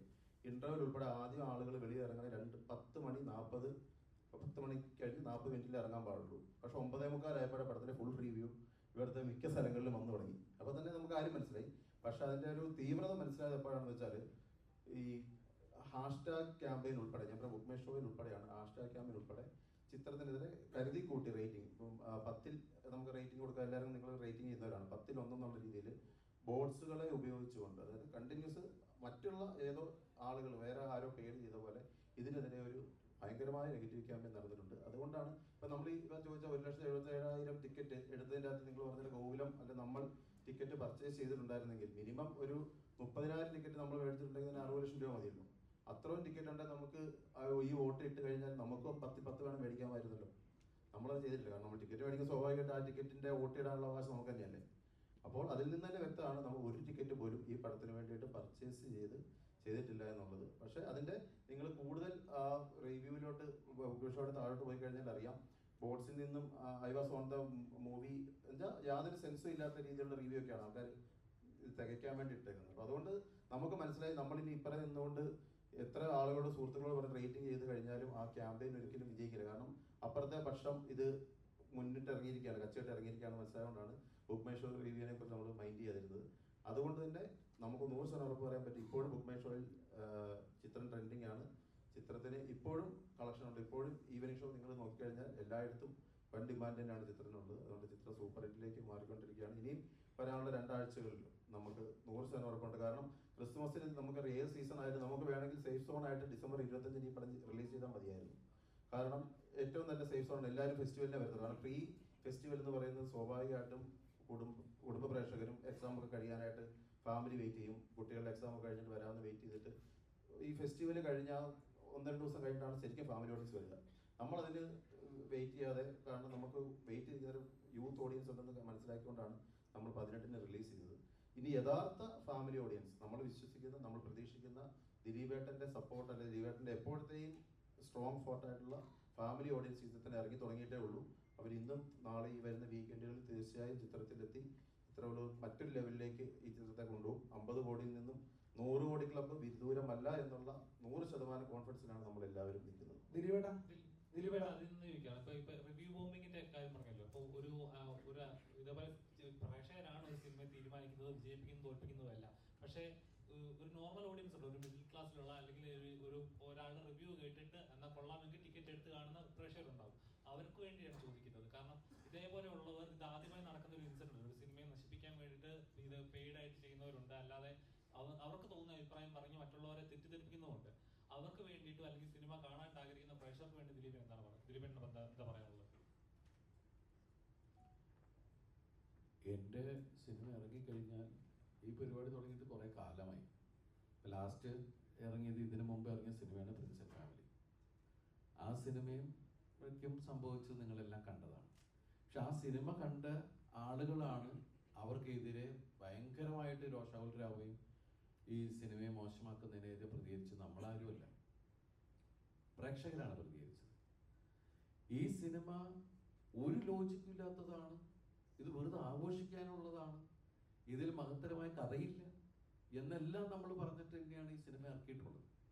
പിന്നെ അതിന് റിവ്യൂ പറഞ്ഞത് ഭയങ്കര അതിൻ്റെ എനിക്ക് മനസ്സിലാവുള്ള അതിൻ്റെ എന്താ. പക്ഷെ അങ്ങനെ പറഞ്ഞാലാണ് അവർക്ക് പൈസ കിട്ടുള്ളൂ. അത് കാണാൻ അവർക്ക് എത്ര ആളുകൾ അതിൻ്റെ ഉണ്ടാവും, അതിന് അവർക്ക് ഓരോ ക്ലിക്കിലും അവർക്ക് കിട്ടുന്നത് ഡോളേഴ്സാണ്. അപ്പം അതിന് വേണ്ടിയിട്ട് അവർ ഈ സിനിമ കൊണ്ട് തന്നെയാണ് അവർ ജീവിക്കുന്നത്. പക്ഷേ നമ്മളുടെ സിനിമകളെ സ്നേഹിക്കുന്ന ആൾക്കാർ അല്ലെങ്കിൽ നമ്മുടെ സിനിമയിൽ വിശ്വാസമുള്ള ആൾക്കാർ ഭൂരിഭാഗം ആൾക്കാരും അതൊന്നും ശ്രദ്ധിക്കാതെ തിയേറ്ററിലേക്ക് വരുന്നുണ്ട്. നമ്മളെപ്പോഴും ശ്രദ്ധിക്കേണ്ടത് നമ്മളെന്ത് കഴിക്കണം, നമ്മളെന്ത് കാണണം, നമ്മളെന്ത് വാങ്ങണം എന്നുള്ള പല പരസ്യങ്ങളും നമ്മൾ കാണും. അതിൽ നിന്ന് നമ്മൾ അതിലേക്ക് പൂർണ്ണമായി പോയി അഡിക്റ്റ് ആകുമ്പോഴാണ് കുഴപ്പങ്ങൾ സംഭവിക്കുക. അതെല്ലാം കാണാം, കേൾക്കാം, പക്ഷെ എന്ത് ചെയ്യണം അല്ലെങ്കിൽ എന്ത് എടുക്കണം, എന്ത് കാണണം, എന്ത് കളയണം എന്നൊക്കെ തീരുമാനിക്കേണ്ടത് നമ്മൾ തന്നെയായിരിക്കും. അത് നമ്മുടെ വ്യക്തിത്വത്തെ ബാധിക്കുന്ന ഒരു കാര്യമാണ്. ഇല്ലെങ്കിൽ വേറെ ആൾ പറയുന്ന കേട്ട് പോയി കഴിഞ്ഞാൽ അവസാനം നമ്മൾ വെറുതെ ഒരു വെജിറ്റബിൾ ടൈപ്പ് പോകുന്ന ഒരാൾക്കാരായി മാറിപ്പോകും. അപ്പോൾ നമ്മളുടെ ചിന്താഗതികളിൽ ആര് പറയണം കേൾക്കാം, ആരുമായിട്ട് എന്ത് ഷെയർ ചെയ്യാം, എല്ലാം ശരിയാണ്. പക്ഷെ ഫൈനൽ ഡിസിഷൻ എന്ന് പറയുന്നത് നമ്മുടേതായിരിക്കണം എന്ന് പറയും. ഇപ്പം ഞാൻ ഇതുവരെയും റേറ്റിംഗ് നോക്കിയിട്ടോ ഒരു അഭിപ്രായം കേട്ടുള്ള, ഞാൻ ഒരാളുടെ സിനിമ കാണാൻ തീരുമാനിച്ചാൽ അതിൻ്റെ റേറ്റിംഗ് പോലും ഞാൻ നോക്കാറില്ല, അതിനെക്കുറിച്ചുള്ള റിവ്യൂ ഞാൻ കേൾക്കാറില്ല. ഞാൻ പോയി എന്നാ സിനിമ കാണും, അതെന്നെ ആസ്വദിച്ചു, ചിലപ്പോൾ എനിക്കത് ഭയങ്കര ഇഷ്ടമാവും. ഇപ്പോൾ റിവ്യൂ കേട്ടിട്ട് ഒരുപാട് ആൾക്കാർ പറഞ്ഞിട്ടോ, അയ്യോ ഞങ്ങൾ ഈ സിനിമ OTT-യിൽ വന്നപ്പോഴാണ് കണ്ടേ, ഞങ്ങൾക്ക് എത്ര മിസ്സായി എന്നറിയോ, തിയേറ്ററിൽ ഞങ്ങൾ ആ റിവ്യൂ വായിച്ചിട്ടാണ് ഞങ്ങൾ പോകാതിരുന്നത്. റിവ്യൂ പറയുന്ന ആൾക്കാർക്ക് അവരുടെ ഒരു അജണ്ട ഉണ്ടാവും. അത് എല്ലാ സിനിമകൾക്കും ഇപ്പം നമ്മൾ പല സിനിമകളും ഞാൻ അഭിനയിക്കാത്ത തന്നെ പല ആർട്ടിസ്റ്റുകളുടെ പല ഡയറക്ടേഴ്സിന്റെ സിനിമകളെ റിവ്യൂ പറഞ്ഞ് കൊന്നിട്ട് ഇതിൻ്റെ ഒരു സ്ട്രെസ്സും സ്ട്രെയിനും ഇല്ലേ? ഒരു സംവിധായകൻ അയാൾക്ക് തോന്നുന്ന, അയാൾ കാണുന്ന അയാളുടെ സ്വപ്നം യാഥാർത്ഥ്യമാക്കാൻ ശ്രമിക്കുമ്പോൾ ഒരുപാട് ആളുകൾ അതിൻ്റെ കൂടെ നിന്ന് അത് സ്ക്രീനിലേക്ക് കൊണ്ടുവരുന്നു.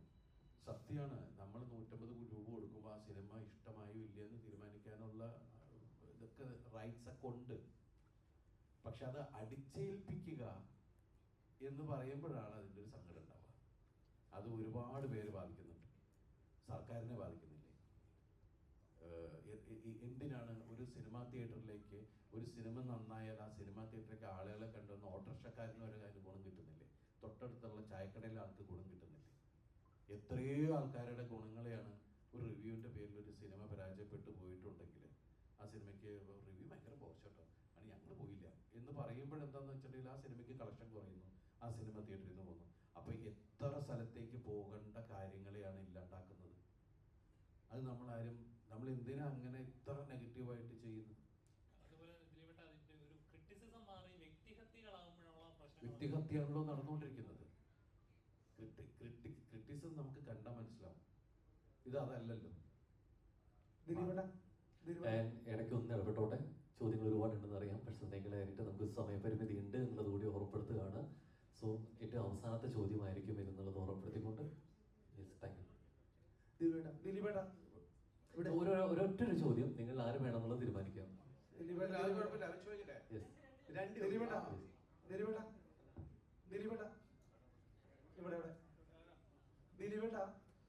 ലോജിക് ഇല്ലാതെ കണ്ട് ആഘോഷിക്കേണ്ട സിനിമയാണ് എന്ന് പറയുമ്പോ സോറി ഭയം, ഭക്തി, ബഹുമാനം, പിന്നെ അടുത്ത ബാക്കി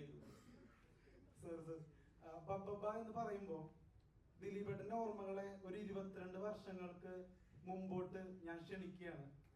അന്ന് സോഷ്യൽ മീഡിയ, അതായത് ഇൻസ്റ്റാഗ്രാം, ഫേസ്ബുക്ക്, യൂട്യൂബ് ഒന്നുമില്ലാതിരുന്ന സമയത്ത് കൊച്ചുകുട്ടികൾ മുതൽ അപ്പനപ്പൂപ്പന്മാർ വരെ ലോജിക്ക് നോക്കാതെ തിയേറ്ററിലേക്ക് വന്ന് കണ്ട് വിജയമാക്കിയ മലയാളത്തിലെ ഏറ്റവും വലിയ ബ്ലോക്ക് ബസ്റ്ററിലെ നായകനാണ് ദിലീപേട്ടൻ.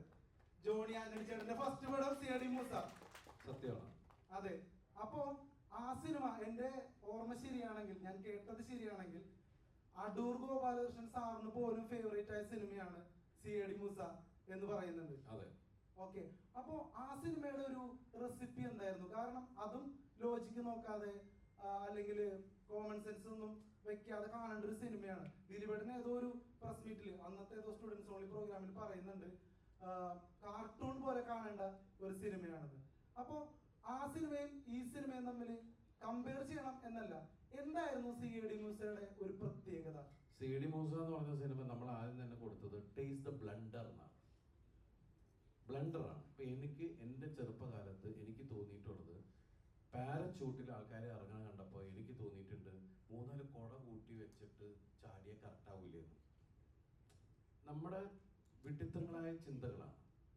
അങ്ങനെയുള്ള കാര്യങ്ങൾ വെച്ചിട്ടാണ് അത് ആ സിനിമയിൽ പറഞ്ഞ ഒരുപാട് ഡയലോഗ്സുകൾ ശരിക്കും പറഞ്ഞിട്ടുണ്ടെങ്കിൽ നമ്മൾ മറ്റേ എന്താണ് ഓവറാക്കണ കാര്യം പറഞ്ഞില്ലേ, എല്ലാം ഓവറാക്കിയല്ലേ ആളുകൾ ശ്രദ്ധിക്കൂ എന്നൊക്കെ പറയുന്ന രീതിയിലുള്ള ഡയലോഗ്സുകൾ, അങ്ങനെ ഒരുപാട് സാധനങ്ങൾ അതിനകത്ത് നിന്ന് വന്നിട്ട്. ഇപ്പം എനിക്ക് തോന്നുന്നത് ഇതിനകത്ത് നമ്മൾ ചില ആൾക്കാർ പുഴുവ കടിക്കൂലേ, പുഴുവ കടിക്കുന്ന സമയത്ത് അല്ലെങ്കിൽ ഒന്ന് തള്ളാൻ നിൽക്കുന്ന സമയത്ത് എനിക്ക് തോന്നിയത് ലാലേട്ടൻ ഇതിനകത്ത് പറയണ്ടേ ജയ എന്ന് പറയുമ്പോൾ ഒരു ബ്ലോക്കിന് ജയ, ഈ ജയ എന്നുള്ള പേര് മിക്കവാറും ആൾക്കാരെ എടുത്തിട്ട് എന്തെങ്കിലും പറയാം ജയ എന്ന് പറയാവുന്ന സാധനങ്ങൾ പോലെയുള്ള എനിക്ക് മീൻസ് പുള്ളി പെർഫോം ചെയ്യുന്ന സമയത്ത് എനിക്ക് തോന്നിയിട്ടുണ്ട് നമ്മളെല്ലാം ഇനി ഭാവിയിലേക്ക് ചിലപ്പോൾ ഇതെടുത്ത് യൂസ് ചെയ്യുന്നു.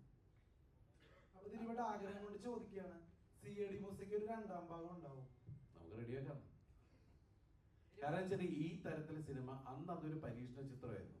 ആ സിനിമ ആദ്യം സെൻസർ കഴിഞ്ഞിട്ട് അതിന്റെ കോപ്പി എടുക്കുന്ന സമയത്ത് തിരുവനന്തപുരത്തുള്ള അതിന്റെ നമ്മുടെ ആ പടത്തിന്റെ PR തന്നെ കുറെ പേരുണ്ടായിരുന്നു. ആ സിനിമ ഇരുന്ന് കാണുമ്പോൾ ഞാൻ ചോദിച്ചു എങ്ങനെയുണ്ടെന്ന് ചോദിച്ചു. അത് ഇത് എന്നൊക്കെ പറഞ്ഞിട്ട്, കാരണം ഏത് തരത്തിലെ സിനിമയാണ്, നാളെ ഇതിനെന്ത് സംഭവിക്കാൻ പോകുന്നതൊന്നും ആർക്കറിഞ്ഞൂടാ. പക്ഷെ നമുക്കൊരു തോന്നലുണ്ടല്ലോ, നമുക്ക് തോന്നിയ മണ്ടത്തരങ്ങളും നമുക്ക് തോന്നിയ ചില ഇങ്ങനെ ആയിക്കൂടെ എന്നൊക്കെ തോന്നുന്ന കാര്യങ്ങൾ ചെയ്തൊരു സിനിമയാണത്. ആ സിനിമ എത്ര ഇപ്പൊ 2-3 തലമുറയായിട്ട് ആ സിനിമയെ കുറിച്ച് സംസാരിക്കും. നമ്മൾ ഇന്നും അതിന്റെ 2ാം ഭാഗത്തെ കുറിച്ച് സംസാരിക്കും. റീ-റിലീസ് പ്ലാൻ ഉണ്ടോ? റെഡിയാക്കി വെച്ചിട്ടുണ്ട്. നിങ്ങൾ നിർബന്ധിച്ച 2026 സിഐഡി മൂസ റീ-റിലീസ് ഉണ്ടാവും. വേണോ? വേണം. നമ്മളിത് കൊണ്ടുവന്നിട്ട് അവസാനം പ്രിന്റ് ആൻഡ് പബ്ലിസിന്റെ കാശ് കൊടുക്കാൻ പറ്റാണ്ടായി പോയത്.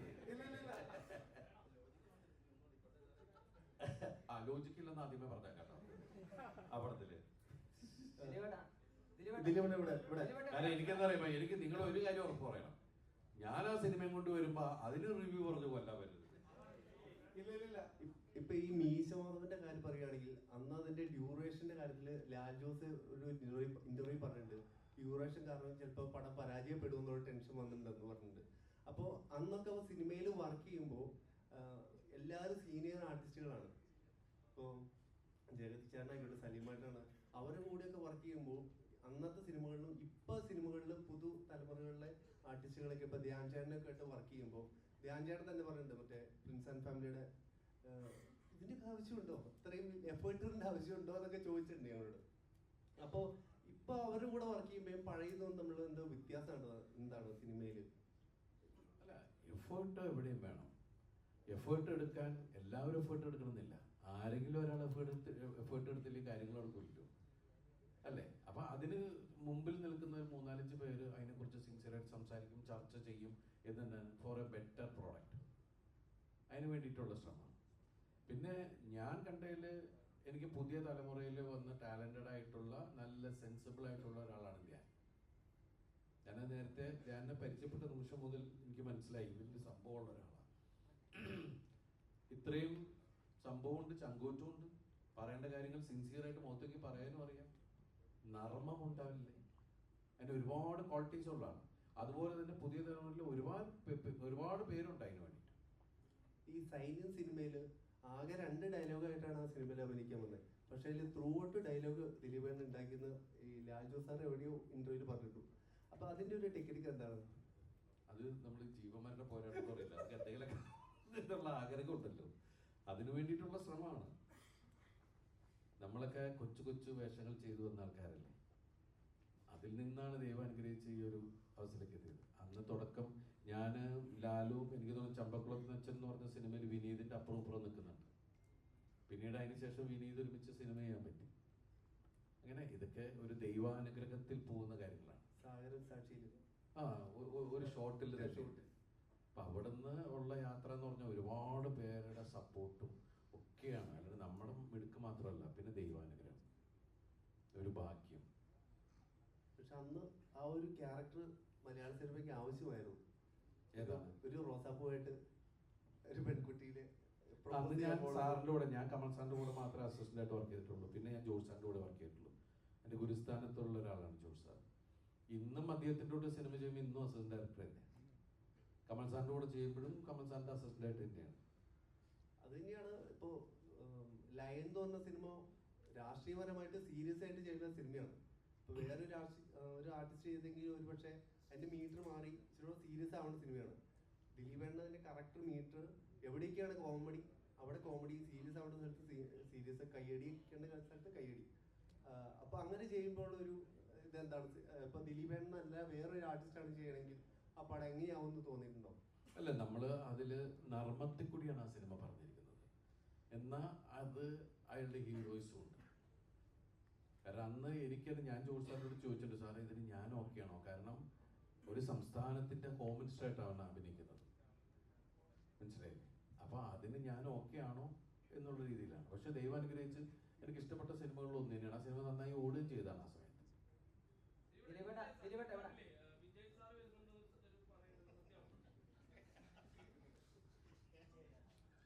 ജയ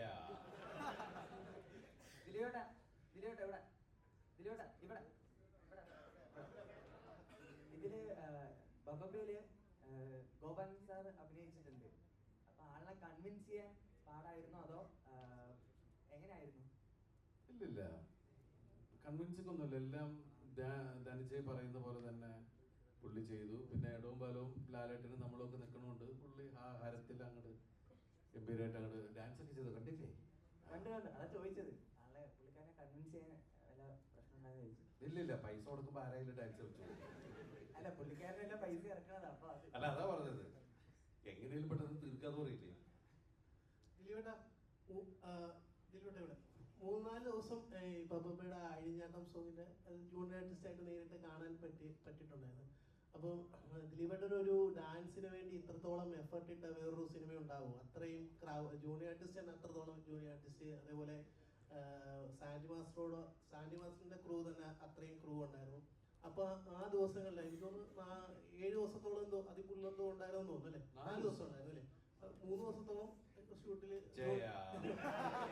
3 ദിവസം അതിനകത്ത് ജൂനിയർ ആർട്ടിസ്റ്റ് ആയിട്ട് കാണാൻ പറ്റി, നേരിട്ട് കാണാൻ പറ്റി. അപ്പൊ അത്രത്തോളം ഒരു എഫേർട്ട് മറ്റേതെങ്കിലും ഒരു ഡാൻസ് സീനിന് കൊടുത്തിട്ടുണ്ടോ എന്ന് എനിക്കറിയില്ല. ആ ദിവസങ്ങളിലെ ഒരു എക്സ്പീരിയൻസ് എന്തെങ്കിലും ഒന്ന് ഷെയർ ചെയ്യാൻ പറ്റുമോ? അല്ല, സാൻഡി മാസ്റ്റർ വന്ന് പഠിപ്പിക്കുന്നു, ഇപ്പുറത്ത് ലാലേട്ടൻ പഠിക്കുന്നു, നമുക്ക് പഠിച്ചേ പറ്റുള്ളൂ. കാരണം എന്താ വെച്ചിട്ടുണ്ടെങ്കിൽ പിന്നെ 2 പേരും അത്ര യൂണിഫോമിൽ ചെയ്യണം. ഇവരാണെങ്കിൽ ഭയങ്കര ഷാർപ്പായിട്ട് പഠിപ്പിക്കുന്നു, ലാലേട്ടൻ എന്ത് ചെയ്യുമ്പോഴും അതിനൊരു ഗ്രേസ് ഉള്ള ഒരാളാണ്. അപ്പോൾ നമ്മൾ അത് രണ്ടും നോക്കിക്കണ്ട് ചെയ്യുക എന്ന് പറയുന്നൊരു കാര്യമുണ്ട്. പിന്നെ അതിനു മുമ്പ് എനിക്ക് സത്യം പറഞ്ഞ ഡാൻസ് എന്ന് പറഞ്ഞാൽ ഭയങ്കര ഭയമുള്ള ഒരാളാണ്. പിന്നെ ഈ മീശമാധവനിലും CID മൂസയിലും അവിടെ തുടങ്ങി കുറേ ഡാൻസ് ചെയ്തിട്ടുണ്ട്. പഞ്ചാബി ഹൗസിൽ ബല്ല ബല്ല എന്നൊക്കെ പറഞ്ഞിട്ട് അതിനങ്ങനെ. അപ്പോൾ ഓരോ സമയത്ത് ഇത് കഴിച്ചിലായി കഴിയുമ്പോൾ എന്ന് പറയുന്നൊരു സന്തോഷത്തിൽ നിൽക്കുന്ന ഒരാൾ. ഞാൻ ഒരിക്കൽ കൂടി ഇടപെട്ടുകൊണ്ട് ചോദ്യങ്ങൾ ആവർത്തിച്ചുകൊണ്ടിരിക്കുന്നുണ്ട്. ഏറ്റവും ഒടുവിലെ ക്വസ്റ്റ്യൻ ആയിട്ട് നിങ്ങൾ കൂടെ എങ്കിരിക്കണം. ദിലീപേട്ട ഇടപെട്ടോട്ടെ. ലാസ്റ്റ് ക്വസ്റ്റ്യൻ ആണ്. ദിലീപേട്ട ഇപ്പൊ മലയാളത്തില് ഒരേപോലെ ചിരിപ്പിക്കുകയും ചിന്തിപ്പിക്കുകയും ചെയ്യുന്ന ഒരു കലാകാരനായിരുന്നു ശ്രീനിവാസൻ സാർ. അദ്ദേഹം ചെയ്തു വെച്ചിരിക്കുന്ന സിനിമകൾക്ക് വേറൊരു മറ്റൊരു കമ്പയർ ചെയ്യാൻ പോലും പറ്റത്തില്ല. അതേപോലെ ആണ് അദ്ദേഹത്തെ ലെജൻഡാണ്. ഇന്നും റെഫർ ചെയ്യുന്ന സിനിമകളിലെ സ്ക്രിപ്റ്റ് എന്ന് അദ്ദേഹത്തിന്റെ സ്ക്രിപ്റ്റുകളാണ് നമ്മൾ റെഫർ ചെയ്യുന്നത്. അപ്പം ഇനി അങ്ങനത്തെ ഒരു സിനിമകൾ അതേപോലെ ചിന്തിപ്പിക്കുകയും ഇന്നത്തെ ഒരു സൊസൈറ്റിയിൽ അതേപോലത്തെ സിനിമകൾ മിസ് ചെയ്യുന്നുണ്ട്. അദ്ദേഹത്തിനെ കുറിച്ചൊരു ഓർമ്മകൾ എന്തെങ്കിലും പറയാൻ പറ്റുമോ സാർ? അല്ല, അദ്ദേഹം നമ്മുടെ മലയാള സിനിമയ്ക്ക് കിട്ടിയ ഏറ്റവും മറ്റുള്ള ഇതുപോലെ ഒന്നല്ല വെച്ചാൽ റൈറ്റർ എന്നുള്ള രീതിയിൽ അദ്ദേഹം ഉണ്ടാക്കിയിരിക്കുന്ന സിനിമകളിലൂടെ വന്നിരിക്കുന്ന കഥാപാത്രങ്ങൾ സമൂഹത്തിലെ ആക്ഷേപഹാസ്യത്തിൽ നമ്മളെ ചിരിപ്പിക്കുകയും ചിന്തിപ്പിക്കുകയും ചെയ്തിട്ടുള്ള ഒരാളാണ്. ജെന്യുവിനായിട്ടുള്ള ഒരാൾ, മനുഷ്യസ്നേഹി, പിന്നെ നല്ല ചങ്കൂറ്റൊരാൾ, പിന്നെന്താ പറയുക, അത്രയും ഡിഫറെൻ്റ് ആയിട്ടുള്ള സിനിമകൾ, നല്ല കലാസ്വാദകൻ, presence of mind, humour sense. അത് എനിക്കറിയില്ല ഇനി അങ്ങനെ ഒരു അവതാരം ഉണ്ടാവുമോ എന്നൊന്നും അറിയില്ല. പക്ഷേ ഞാൻ വളരെ ഭാഗ്യവാനാണ് ആ കാര്യത്തിൽ. ഞാൻ അസിസ്റ്റന്റ് ഡയറക്ടറായി തുടങ്ങിയ ആ സമയം മുതലുള്ള ഒരു അടുപ്പമുണ്ട്. അദ്ദേഹം എല്ലാ തരത്തിലുള്ള സിനിമകളെയും ഉൾക്കൊണ്ടിട്ടുള്ള ഒരാളാണ്. ഒരിക്കൽ പാസഞ്ചർ എന്ന് പറഞ്ഞ സിനിമയുടെ കഥ വന്നപ്പോൾ എന്നെ വിളിച്ചിട്ട്, ദിലീപ് ഒരു വേറെ ടൈപ്പ് സംഭവം വന്നിട്ട് കേട്ട് നോക്കൂ, എന്നിട്ട് അത് ഓക്കെ ആണെങ്കിൽ നമുക്ക് പിടിക്കാം. അപ്പം എൻ്റെ അടുത്ത് ഞാൻ കഥ പറഞ്ഞ് കേട്ടപ്പോൾ ഇത് വേറെ തരത്തിൽ. എനിക്ക് തോന്നുന്നു ന്യൂ ജനറേഷൻ സിനിമയുടെ തുടക്കം ആ സിനിമയാണ് പാസഞ്ചർ. ആ പാസഞ്ചർ എന്ന് പറഞ്ഞ സിനിമയിൽ വേറെ തരത്തിലുള്ള അതിനും ഈ സ്ക്രിപ്റ്റിലും ഒക്കെ ശ്രീനേട്ടൻ്റെ സൂപ്പർവൈസേഷൻ എന്ന് പറയുന്ന പോലെ കയ്യും ഒക്കെ ഉണ്ട് ആ സിനിമയിൽ. അപ്പോൾ അതുപോലെ ഡയറക്ടറായിരുന്ന സമയത്ത് അദ്ദേഹം 2 സിനിമയിലെ ചെയ്തു. ആ 2 സിനിമയും നമുക്ക് എടുത്തു വെക്കുന്ന 2 സിനിമകൾ തന്നെയായിരുന്നു. ഇപ്പം എല്ലാ സ്ഥലത്തും ശ്രീനിവാസൻ ഒരു എന്താ പറയുക, ഒരു മറക്കാൻ പറ്റാത്ത ലെജൻഡ്, നമുക്ക് അഭിമാനിക്കാവുന്ന, എടുത്തു പറയുന്ന, നമ്മളോട് നെഞ്ചോട് ചേർന്ന് നിൽക്കുന്ന ഒരാളാണ് ശ്രീനേട്ടൻ. Thank you so much. ഒരുപാട് ചോദ്യങ്ങൾ, അതിനേക്കാൾ ഉത്തരങ്ങൾ ഇപ്പോഴും കേൾക്കുന്ന ഒരു സമയം കൂടിയാണ്. തീർച്ചയായിട്ടും എല്ലാവരും കൂടെ ചേർന്ന് ആഘോഷത്തിന്റെ ദിലീപേട്ടൻ്റെ കൈകളോട് ഒരു സെൽഫി നമുക്ക് ഒതുക്കാമെന്ന് തോന്നുന്നു. ഓക്കെ.